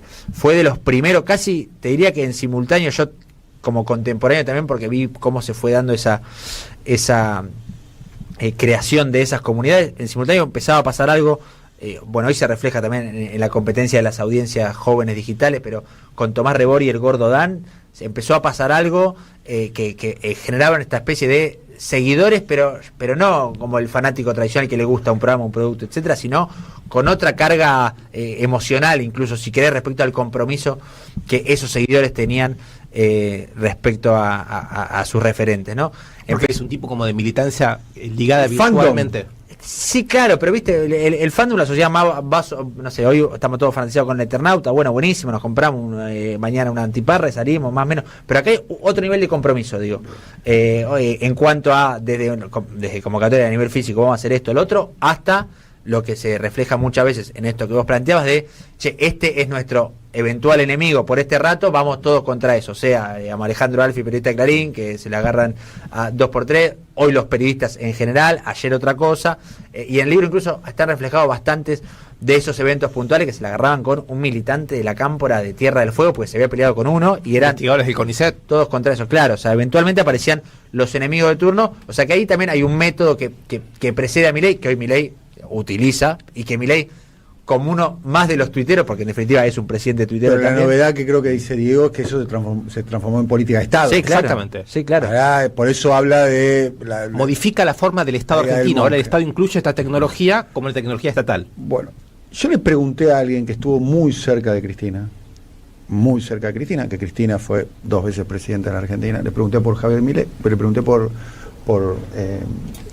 Santiago Caputo, y me dijo, no lo conozco, después te voy a decir quién es, fuera del aire. No lo conozco, me dijo, soy uno de los pocos que no lo conoce. Y le pregunté y me contestó lo siguiente, dice, es muy peligroso que un presidente te diga, hacé lo que quieras, que pareciera ser que es la relación entre Milei y Santiago Caputo. Después te digo quién es, pero una persona muy cerca, que estuvo muy cerca de Cristina y que fue presidenta. ¿Es así el vínculo entre Milei y Santiago Caputo? ¿Es hacer lo que quieras? De hecho, una frase que nosotros barajamos como para titular el libro, que aparece recurrentemente en la respuesta de Milei ante determinados temas, es lo que diga Santiago. Digamos, ante la pregunta de, che, Javier, ¿qué hacemos con esto? ¿Qué hacemos con aquello? Lo que diga Santiago. Aparece validado por resultados, sobre todo en el punto de vista electoral, que es, me parece, lo que terminó de consolidar la confianza entre ambos, digamos, cuando Santiago Caputo... Cuando gana la elección, lo llama el arquitecto del triunfo. Cuando Santiago Caputo, pocos preveían a nivel encuestas los resultados que se dieron, sobre todo en las PASO, pero tampoco en el balotaje, con exactitud, más allá de algún caso, y que después siempre aparece el que levanta la encuesta y dice, yo te dije más o menos que iba por ahí. Las que tenía Santiago Caputo, en base a la maquinaria de encuestas de la consultora en la que trabajaba, más o menos se acercaban. De hecho, la primera, de los pocos que daban a Milei primero, por supuesto, era una encuesta de consumo interno, porque no eran de libre acceso, claro, pero las encuestas de MUVE daban a Milei primero, rondando los 30 puntos, que fue lo que terminó pasando. Le daba 28, incluso un poco menos, pero los únicos que daban primeros a Milei eran ellos. Manu recién decía, Dani, de Javier y Santiago, nos faltó hablar de Karina acá, que además estamos en un momento muy de ida y vuelta. Karina además se ha cargado, entre comillas, a varios personajes del espacio. La integrante de Mesa Chica, además. Total, y de hecho el libro, no quiero spoilear, pero tiene como una breve charla al final con Caputo, y él dice, acá te sumo otra pregunta, que él sabe que termina mal, que yo ahí te pregunto, no sé si se refiere a algo... ¿Termina mal qué? Él. Ah. En un momento nosotros tuvimos un encuentro con él para verificar algunas versiones, historias y demás, después de insistir bastante en los meses de la producción del libro, y lo único que nos permitió poner y consignar en on, más allá de alguna otra frase cuando le contamos la historia del libro que él no quería... ¿Es lo único que él les autorizó a poner en on? Yo sé que termino mal. Nos gustó... Respeto por el muchacho ese que sabe que va a terminar mal. Nos gustó la frase cuando nos la dijo, Maya fue en este caso la que insistió, dejanos poner esto, que es una hermosa frase para cerrar el libro, y la pusimos. ¿Termina mal a nivel judicial, patrimonial, político? ¿En dónde termina mal? Él, mira, para que te des una idea, esto no lo consignamos en on, pero creo que ya más o menos lo mismo a esta altura. Él dice algo así como, en el mejor de los casos, cuando él termine sus funciones en el formato que sea en el gobierno de Milei, él va a recluirse a vivir afuera, digamos. O sea, ese es el mejor escenario. El mejor de los casos es el exilio. Exacto. El mejor de los casos es el exilio. El mejor de los casos que prevé para... un combatiente. Un sujeto consciente de la historia argentina.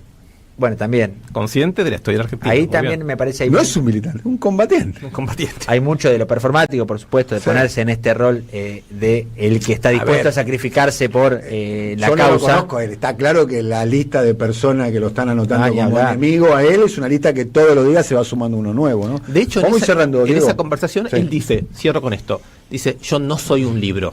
Sí, claro. Esa frase me interesa mucho también, porque yo estoy de acuerdo con él no es un libro, en torno a él sí hay un libro. Exacto, bueno, de hecho fue un poco nuestra respuesta, y la primera respuesta fue, no nos importa, el libro va a existir igual, digamos, pero también lo que te decía antes, que el libro funciona con Caputo como excusa para contar, para hablar de todo esto, desde el fenómeno hasta los tiempos recientes de la política argentina. Volviendo a lo que decía Juan, para no dejarlo en el aire, porque me parece que es un tema interesante y es el tema que se viene en la discusión, que es esta convivencia que fue problemática con sus antecesores, si querés, pensando en la dupla Marra-Casieles inicialmente, pensando en Kikuchi después, pensando en Nicolás Pose, que apareció durante un ratito. Todos los que integraron esos triángulos de hierro, se llaman así, volaron. ¿Caputo puede caer en desgracia de la misma manera? Por supuesto que sí, quizás el terminar mal tiene que ver con eso. ¿Cómo ves esa tensión entre Karina y Santiago? Hoy estoy viendo una interna desatada entre no Karina Milei directo, sino que interpósitas personas, Lule Menem, en particular, armador y estratega de la territorialidad de la Libertad Avanza y por lo tanto de Karina Milei, que está chocando con Santiago Caputo. Ahora lo vemos en los casos del PAMI, estas denuncias cruzadas, no cruzadas, en realidad denuncias que el propio PAMI hizo. Eso son operaciones cruzadas. Respecto, porque PAMI a nivel nacional es Santiago Caputo, en realidad es Mario Lugones, padre de Rodrigo, por supuesto que el vínculo ahí es fácil de hacer.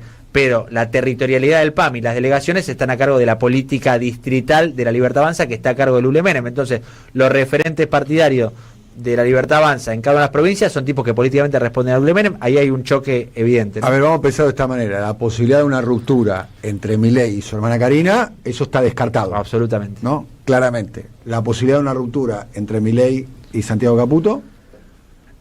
Depende cuánta injerencia tenga Karina sobre eso. Vos pensás incluso en Ramiro Marra, que con el mayor de los respetos era una persona que al espacio en sí, más allá de su figura y su vocería informal mediática, no le aportaba demasiado en términos organizativos.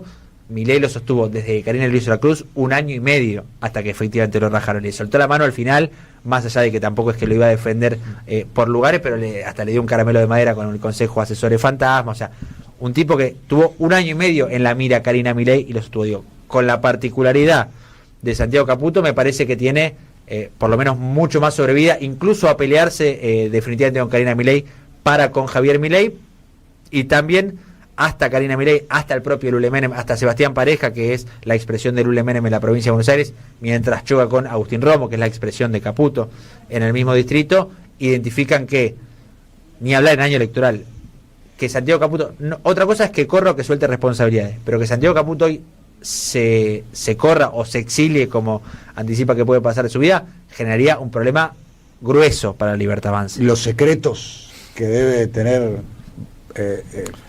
el monje, ¿no? Las próximas series. Última pregunta de Juan Luis González, ya estamos terminando. No más que pregunta, afirmación, el libro es un libro, así que hay que leerlo, vayan a buscarlo, y como idea, que haya más personal, me da dudas hasta dónde Caputo es consciente de que lo performático cruza lo real todo el tiempo, y de que este juego de jugar a la violencia y jugar al malo, tanto él como su círculo de las redes, amenaza todo el tiempo a llegar a la realidad.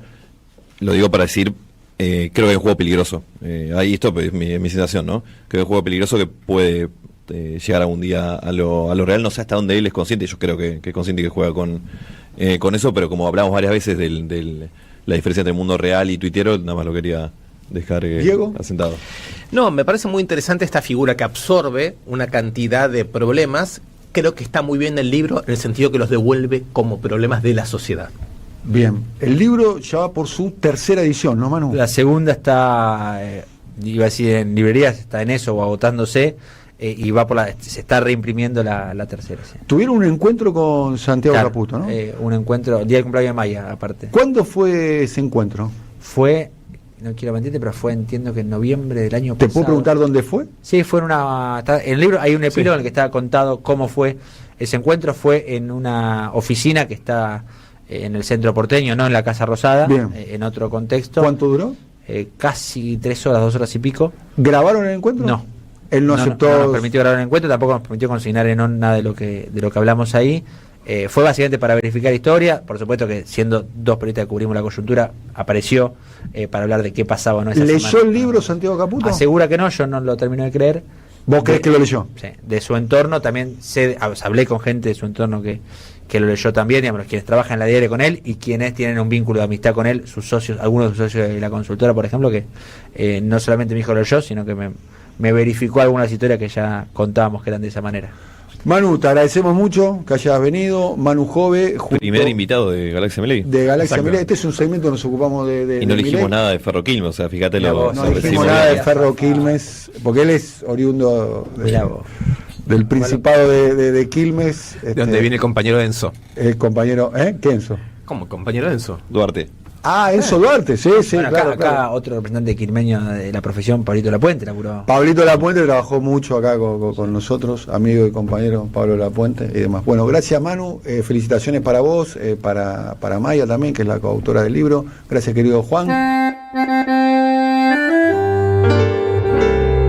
Cuando estén secas las pilas de todos los timbres, hay una radio que nunca se apaga. Cuando no tengas ni fe, que 20 años no es nada. Prende la radio. Prendete. AM530. 20 años. Somos radio. Somos comunidad. En Avellaneda seguimos premiando el buen comportamiento de nuestros contribuyentes. Te recordamos que abonando la boleta anual 2026 de la tasa por servicios generales, obtenés el beneficio de congelar tarifas mediante este pago, sin las variaciones mensuales del índice de precios al consumidor. Municipalidad de Avellaneda. Mi lugar, nuestra casa. ¡Wow! ¿Cómo dices cuenta DNI? ¡Wow! ¿Que ahora tienes plazo fijo? ¡Wow! ¿Y que tienes una tasa especial? ¡Wow! Y eso hace que tu dinero crezca. ¡Wow! Y crezca. ¡Wow! Y crezca. ¡Wow! Pará, ese último wow no entendí. ¡Wow! Ah, que crece. Cuenta DNI. Tu plazo fijo de Banco Provincia es realmente wow. ¡Wow! Conoce más en bancoprovincia.com.ar. En Lanús trabajamos por una ciudad más segura. Inauguramos la primera base de operaciones de la Fuerza Barrial de Aproximación de la Policía Bonaerense e incorporamos 20 móviles y 240 efectivos policiales. Sumamos 75 nuevos vehículos y 200 agentes de seguridad ciudadana a través del programa Lanús Te Cuida. Además, continuamos con el programa de formación y capacitación permanente para nuestros agentes locales. La ciudad que nos merecemos es una Lanús segura. Lanús Gobierno. Alimentos cooperativos. Producción y comercialización de productos cooperativos y de agricultura familiar.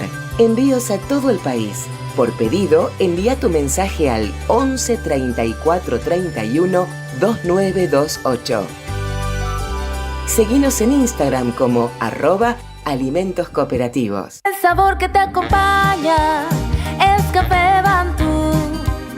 El aroma en la mañana de Café Bantú. Bantú. Gracias, mami. Escuchar este mensaje te toma más tiempo que abrochar tu cinturón o la sillita de tu hija o hijo. Un clic que salva. Ministerio de Transporte, Gobierno de la Provincia de Buenos Aires. Vivimos momentos donde enfrentamos desafíos. Y en la radio de las Madres de Plaza de Mayo queremos que la esperanza brille en cada hogar. Que cada día esté lleno de pequeños momentos de alegría, amor y solidaridad. Felices fiestas a nuestros oyentes. AM530. 20 años. Somos radio. Somos comunidad.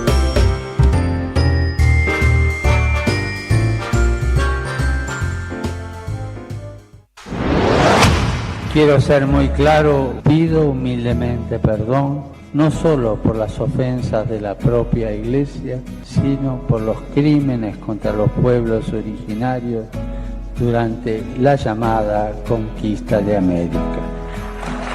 A veces al hablar de propiedad privada olvidamos que es un derecho secundario, que depende de este derecho primario que es el destino universal de los bienes. ¿Qué es la justicia social? Es la envidia, el odio, el resentimiento. A ver, originalmente la envidia era un pecado capital. Habría que informarle al imbécil ese que está en Roma, que defiende la justicia social, que sepa que es un robo y que eso va contra los mandamientos. Obreros, gente que pedía por sus derechos en la calle, y la policía la rechazaba por una cosa que es lo más caro que hay, ese gas pimienta de primera calidad. El gobierno se puso firme. En vez de pagar justicia social, pagó el gas pimienta, le convenía. A ver, no puedo dejar de preguntarte si no es mucho lo del Papa. No. El Papa, sí, lo voy a decir de frente, es el representante del maligno en la tierra, ocupando el trono de la casa de Dios. Por consideración a mi religión católica, creo que habría que imitar lo que hizo el presidente Roca. Esto es suspender las relaciones diplomáticas con el Vaticano mientras... Volvé a las raíces y armá tu futuro desde las raíces de donde te viene la savia. No renegues la historia de tu patria. Y aquellos que te dicen que sí, los héroes nacionales ya pasaron o que no tiene sentido, que ahora empieza todo de nuevo, reíteles en la cara. Son payasos de la historia. Estamos acá en Galaxia Milei con Juan Luis González, recientemente llegado del segundo mejor país del mundo, Brasil, y Diego Stulbach. Juan, Diego, ¿cómo les va? ¿Bien? Buenas, ¿cómo andamos? Muy bien. Hoy vamos a estar hablando de... hay una cuestión espiritual en el mileísmo y el paso a la inmortalidad del Papa Francisco. De hecho, vos acabás de publicar, porque Dios no juega a los dados, en el día de hoy, Editorial Planeta, ¿es así? Así es. Editorial Planeta acaba de publicar el nuevo libro de Juan Luis González que se llama Las Fuerzas del Cielo. De hecho iba a salir el lunes y Fuerza del Cielo mediante lo pasamos unos días. Lo pasaron un par de días. Y vos tenés un mensaje parroquial, ¿o no? Sí, bueno, podría ser llamado así. Hoy a las 17 horas en la legislatura de Buenos Aires. Casualmente. Nombran, sí, estaba ya... Estaba estipulado antes, ¿no? Estipulado previo a la muerte de Francisco Bergoglio. Se celebra algo que a mí me parece muy importante, se le da un reconocimiento de ciudadano ilustre al teólogo Rubén Dri, que fue un teólogo de la liberación, que fue un sacerdote del movimiento de sacerdotes para el tercer mundo, profesor universitario, autor de varios libros, gran militante. Rubén ya pasa los 90 años.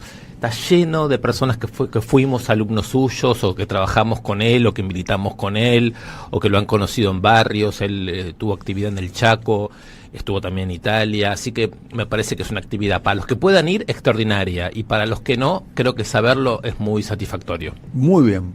Arrancamos con Juan Luis González. Ustedes ya tuvieron algún intercambio en el grupo de WhatsApp de Galaxia Milei. Somos gente que trabaja, Daniel. Está muy bien. Bueno, lo de Francisco da para un capítulo entero sobre él, pero como acá es Galaxia Milei y estamos intentando entender un poco al presidente del universo, pensamos que está buena este cruce de, a través de las peleas de Milei con Francisco, meternos en el corazón o Francisco en una mano para llegar a lo que creo yo que es el corazón de este fenómeno político, que es un fenómeno profundamente imbuido por la religión, y a Milei como un mesías. De hecho, el libro al que haces referencia, que en estos días ya llega a las librerías, tiene esa como tesis principal, de entender a Milei como él se entiende a sí mismo, que es un mesías, alguien para el cual la política es nada más que un medio para un fin, el fin es religioso, de transformación. Ahí estamos viendo, para los que están en YouTube, pueden ir a vernos a YouTube, está la tapa del libro, una tapa extraordinaria, hay que decir, Me imagino que hecha por inteligencia artificial, ¿no? Hecha por, Guillermo Daniel Herrera, el artista. Gran laburo. Laburo. Gran trabajo. Se lo ve a Milei sentado en lo que podría llegar a ser, yo no soy especialista en el tema, en un trono. Algo por ahí. Es un trono. Se la ve con una muy buena figura, hay que decir. Fue muy generoso el artista plástico, el creativo, el diseñador, a Karina Milei, ¿no? Detrás del trono. Y bueno, el resto describilo vos. No, y aparece Conan, que es como si sería como el Espíritu Santo, ¿no? En esta trinidad. Como un santo aparece, ¿no? Como una aureola en su cabeza. Exactamente. Aparece Conan ahí. Exactamente. Bueno, y a partir de ahí entender un poco la pelea de Milei con Francisco, que no es una pelea superficial como tantas que ha tenido Milei o de enojos personales, sino que hay algo muy de fondo ahí que lo separaban, que es una diferencia teológica y espiritual. De hecho, la imputación que escuchamos recién de Milei es que Francisco era el maligno, y cuando Milei dice que era el maligno, está haciendo no es una característica política, hay una imputación espiritual. Cuando Milei habla del comunismo, a Kicillof le dice enano diabólico, por ejemplo, tenemos que entender que él piensa que comunismo o socialismo o cualquier otra variante es nada más que una encarnación que tiene el diablo en la tierra. O sea, esto es literal. De hecho, y con esto cierro y le paso a Diego y podemos meternos en el capítulo de Huerta de Soto, cuando Dios se le aparece a Milei en el 2020, le dice vas a ser presidente del 23, el encargo que le da es: vas a ser presidente para terminar con el maligno, que además tenés toda una rama ahí que no es casual, que hay el cruce de anarcocapitalismo y religión está muy claro. Recién lo escuchamos a Venegas Lynch hablando de cortar relaciones. Está el caso de Grafton, este pueblo que alguno capaz la conoce la historia, el pueblo de los osos que terminan comiéndose a los libertarios en Estados Unidos. Eso arranca cuando un libertario llamado John Cornell pasa en el 2010 por la puerta de la iglesia de Grafton y se le aparece Dios, dice Cornell, y le dice que tiene una misión. Bien, no quiero pasar por alto algo que dijiste, Juan. En el año 2020, ¿no? Su primera candidatura, la de Javier Milei, es en el año 21 como diputado nacional a la Ciudad de Buenos Aires, se le aparece Dios. Que contá un poco, profundizá ese episodio, la aparición de Dios. Es el momento cero de la presidencia. ¿Por qué hay que entender a Milei como un experimento religioso? Bueno, entre otras cosas, hay muchísimas cosas. De hecho, uno va hoy a escuchar a Milei y está muy cargado de religiosidad, como decimos, ¿no? Pero porque el momento cero de la presidencia de Milei es ese. De hecho, uno ve la vida de Milei, tenía 50 años, la vida de Milei para atrás, y está muy alejada de la política. En el 19 le ofrece ser candidato y no quieren. Venegas Lynch, que recién lo veíamos, cuenta una anécdota con Milei en el 19 que le dice tenés que ser candidato, y Milei le dice no, ni loco. Entonces, entender el 2020, un 2020 muy especial, en este libro yo dedico varios capítulos, nos permite entender el giro. En el 2020 muere el quinto perro de Milei, que en el libro develamos exactamente quién es, que había cierto misterio. Muere su psicólogo, Marcos, que él pierde la terapia, se pelea con su único amigo, Diego Giacomini, de hecho y entra en un cuadro depresivo tal que Karina se lo lleva a vivir con los padres, con el que siempre tuvieron una mala relación. En ese contexto muy turbulento, bueno, y pandemia, ¿no? Y con todo lo que significó para todos, le aparece Dios, le da este pronóstico. ¿Qué quiere decir le aparece Dios? Yo soy muy respetuoso de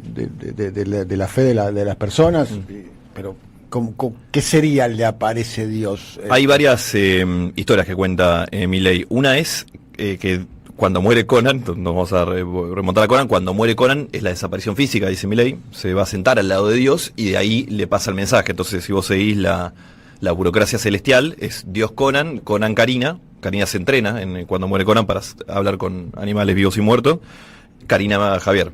De hecho, en esta línea de vertientes religiosas, no es casual que Milei le diga, como le dicen en esa nota a Canosa, que ella es Moisés, porque Moisés hasta Karina era la única que había hablado era el único que había hablado directamente con Dios. Ahora se suma Karina. Esa es una saga. Después a Mariano Fernández, que aparece hablando en este libro, uno de los íntimos amigos de Milei en su momento.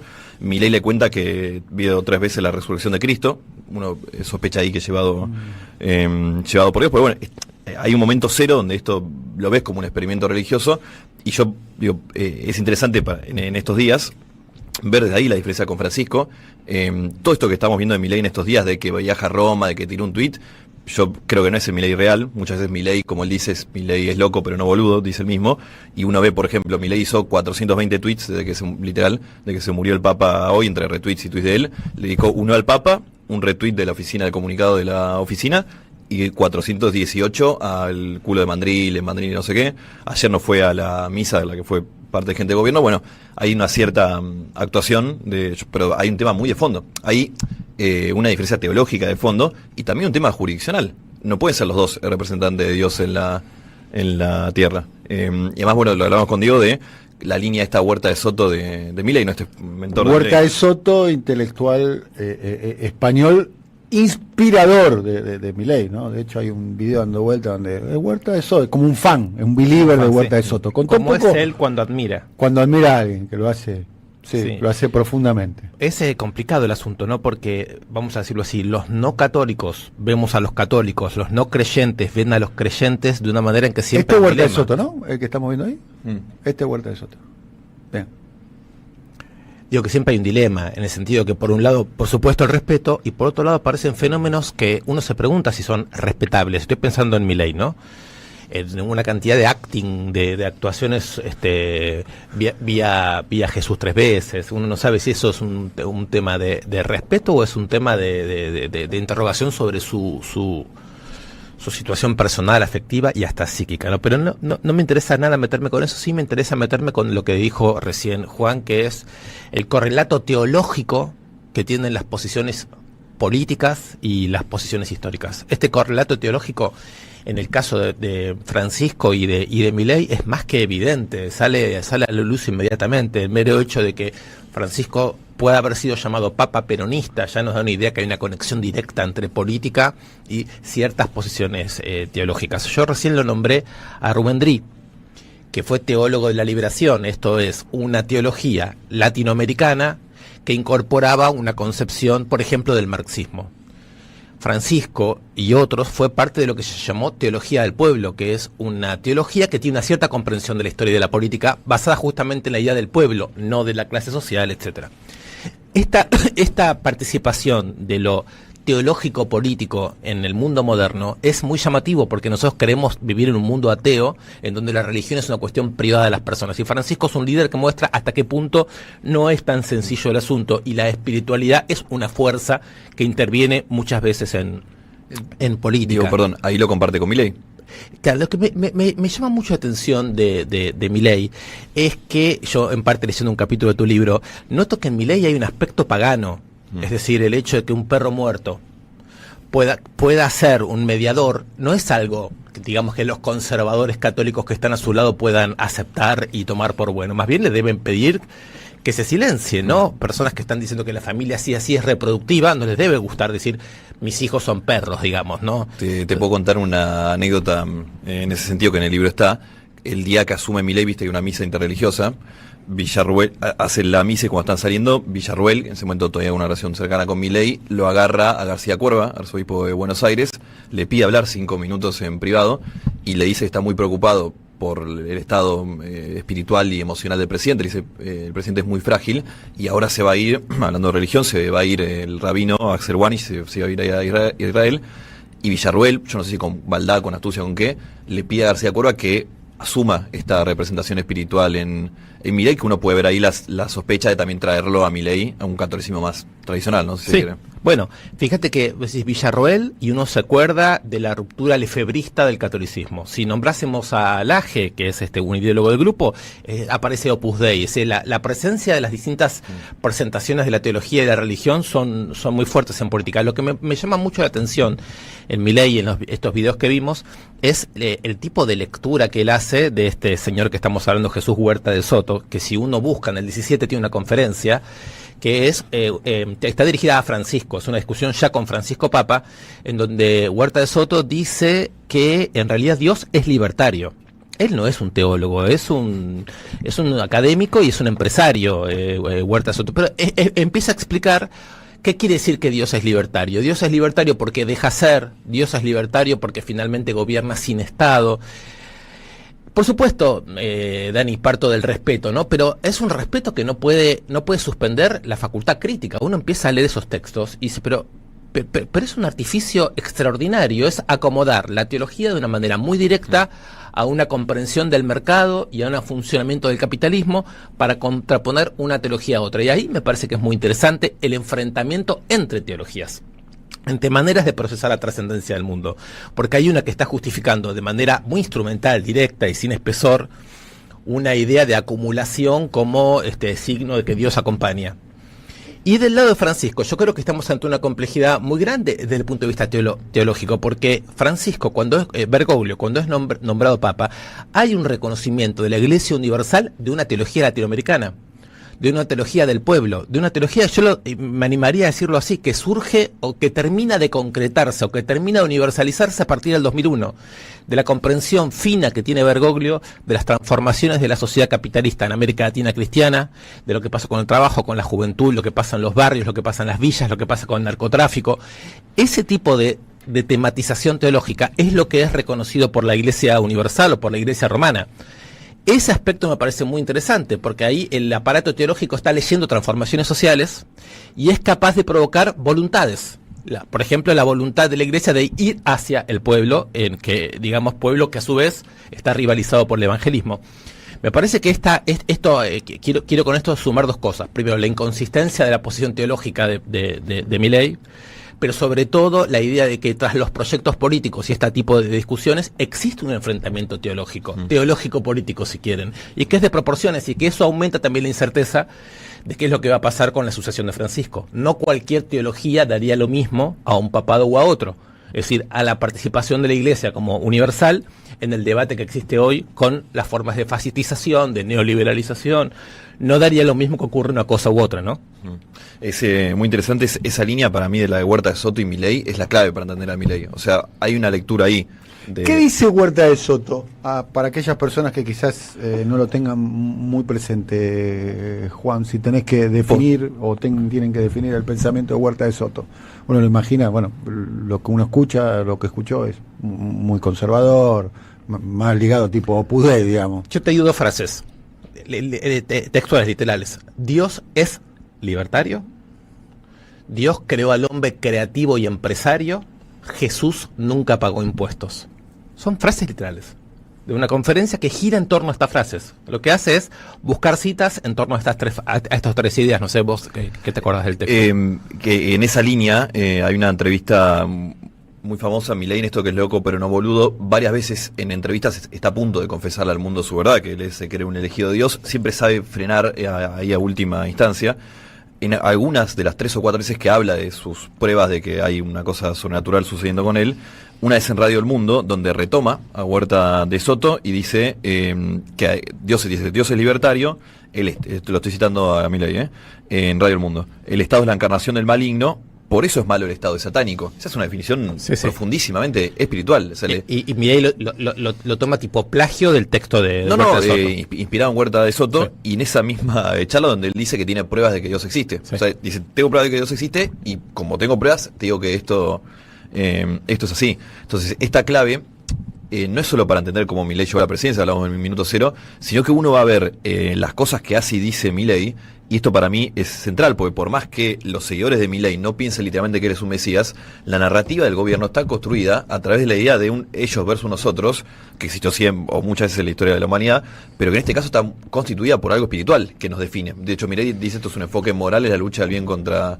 Eso también es interesante para verlo del otro lado, ¿no? Existe un intelectual latinoamericano llamado Metol Ferré, Alberto Metol Ferré, que trabajó mucho con Francisco y tiene una serie de conversaciones en donde él va explicando qué significa Francisco y la teología del pueblo. Es bastante interesante el hecho de que la Iglesia Católica en sus distintos periodos sabe cuál es el adversario principal en relación con el cual se juega la evangelización. Cuando en América Latina fue la Revolución Cubana, el problema del ateísmo sangriento, como le llamaban a la guerrilla comunista, era un adversario en relación a la evangelización. Cuando ese adversario es derrotado, se toma el elemento de verdad que tenía el adversario, ¿no? Es la enemistad con amor, digamos, del catolicismo, y se toma una suerte, lo que podríamos llamar un giro de izquierda, y el tema de la revolución, ya no ateo, sino ahora como parte de la evangelización, es tomado por el catolicismo. Me parece a mí que el pasaje de Juan Pablo II, a través de Benedicto, a Francisco, son pendulaciones políticas de esta institución vaticana y de la Iglesia. Un poco la pregunta que uno se hace es la siguiente: así como en los 60 podía ser el comunismo el adversario de la evangelización, ¿no es hoy abiertamente este hedonismo neoliberal, individualista y ateizante el enemigo principal de la Iglesia?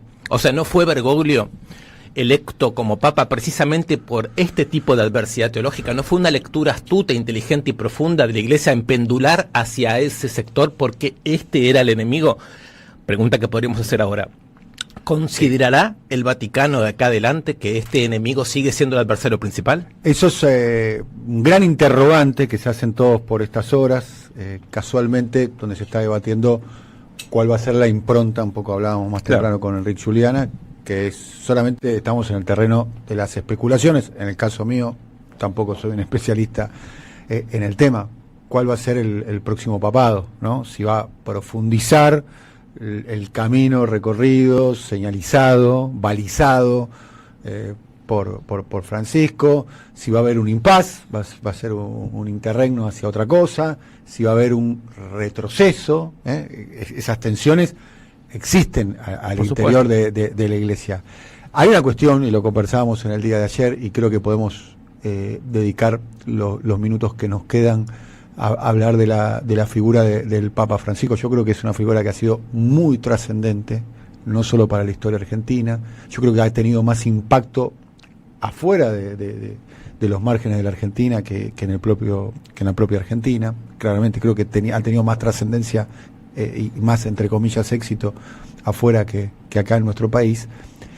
Yo estoy notando primero que ha sido un Papa celebrado y reivindicado por aquellas personas que están alejadas de la religión y alejadas del catolicismo y que tienen una posición, en algunos casos, anticlerical. De hecho, creo que uno de los mejores textos que yo leí, que leímos acá, y creo que lo leímos el mismo día, fue el de Mariana Enríquez, que dijo, el Papa me obligó a revisar mi anticlericalismo. El poderoso piadoso, dijo, ¿no? El poderoso piadoso. Otra palabra, alguien que vos admirás mucho, y que yo admiro mucho, y que próximamente vamos a publicar una entrevista que hicimos juntos, que es Bifo Berardi, que es un postmarxista, italiano. Un ateo consecuente. Ateo consecuente, conversando con Fontevecchia, cuando Fontevecchia le pregunta si cree en Dios, digo, no, yo no creo en Dios, y cuando le pregunta con el Papa, dice, yo no creo en Dios, pero este Papa me hizo creer en él.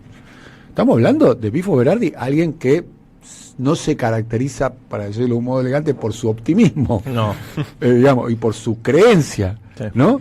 Y después, bueno, yo he conversado mucho con Bifo sobre Bergoglio, porque yo me tocó investigar aspectos de la vida de Bergoglio antes de que él sea Francisco, y por lo tanto cargo conmigo con una información, como muchos argentinos tenemos, que en este momento sería muy mal recibida, porque el papado fue muy luminoso y efectivamente todos adherimos a cosas fundamentales que ocurrieron en este papado. Silvio Rodríguez, ¿no? Silvio Rodríguez, Rita Raúl Segato, Castro, Raúl Castro. La referencia, bueno, camarada Francisco es la editorial del diario Red América Latina que conduce Pablo Iglesias de Podemos. Sí, exactamente. En España, la muerte de Bergoglio ha sido más, la figura de Bergoglio ha sido más reivindicada por la izquierda que por la derecha. Yo creo que las razones se entienden perfectamente, ¿no? Está bien, pero eso es un hecho, eso es una novedad, eso es una cosa, es algo nuevo. Quiero hay algo ahí, creo, de cómo, decía Francisco, cómo le puso olor a abeja a su papado y cómo desacralizó la institución, la figura, a través de cosas simbólicas, Santa Marta, las zapatillas comunes. A ver, está bien, te lo tomo. Va a vivir a Santa Marta, que es el hotel adentro, y no se va a vivir al palacio, anda con zapatos, no los cambia, no se sube a un auto súper poderoso, se sube a una camionetita y demás. Más allá de los gestos.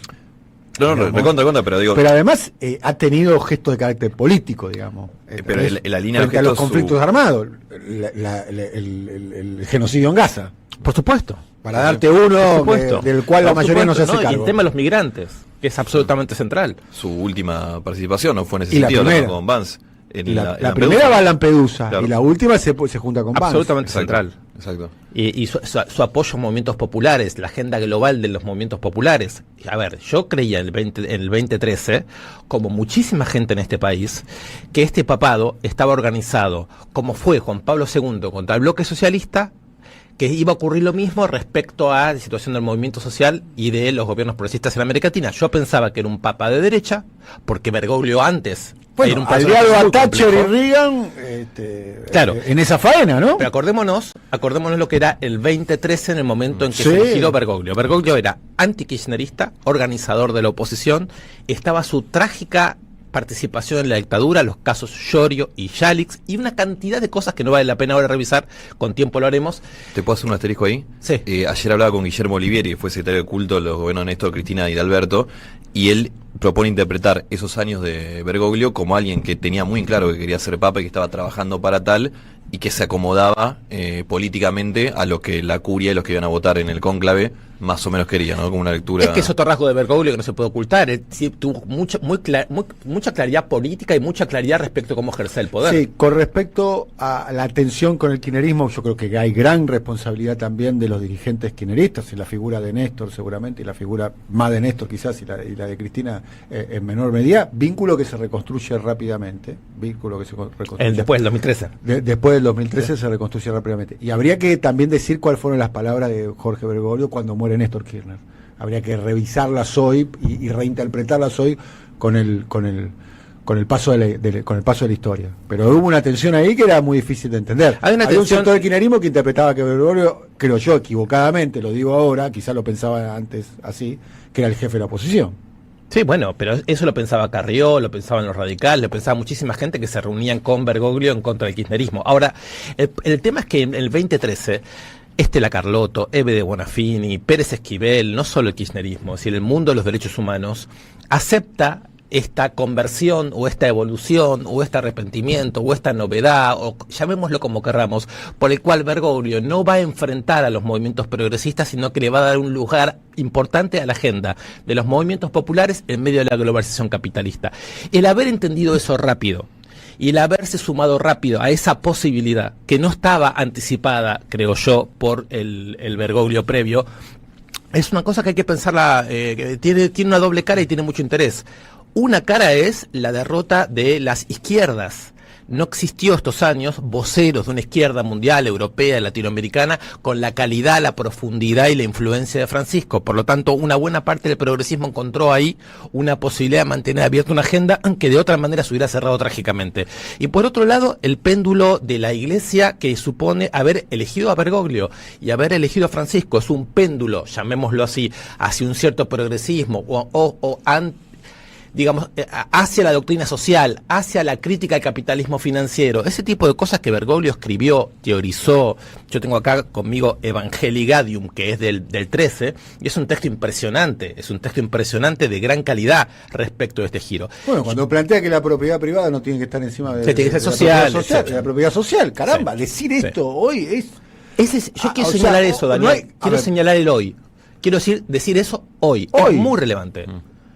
Es muy relevante decirlo hoy. ¿De qué está hecho el hoy? Del giro a la derecha brutal del capitalismo y de la ausencia de un mundo de izquierdas.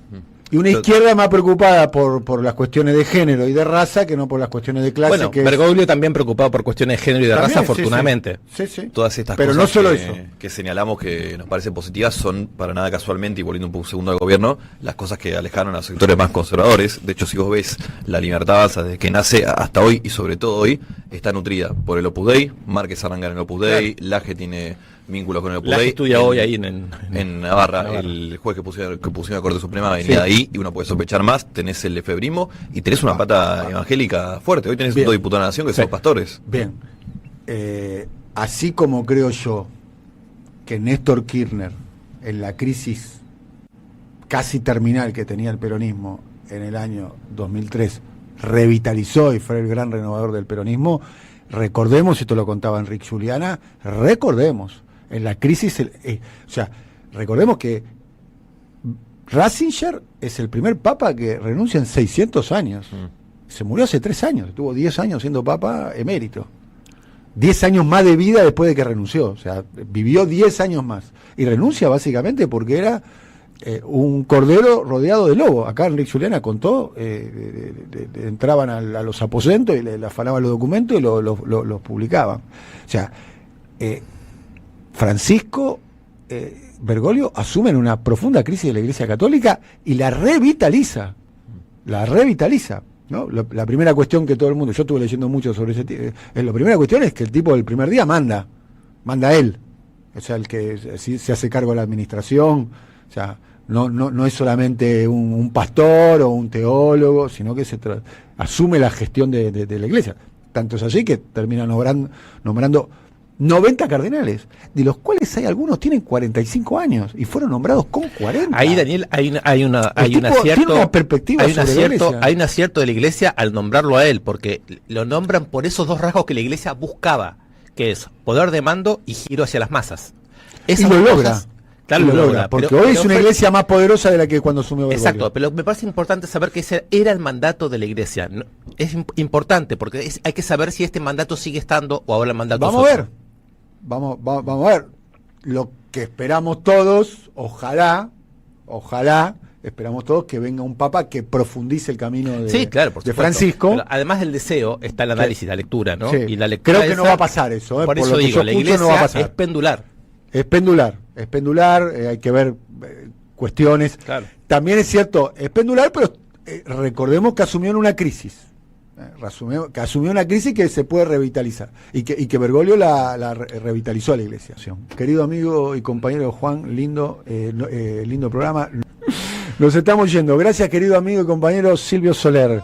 Gracias a Ariel Pinus y Lucas Román. Gracias a los chicos y chicas de redes. Gracias a Mora Ursagasti, que hizo un gran trabajo en la producción audiovisual. Y gracias al querido Leandro Detza.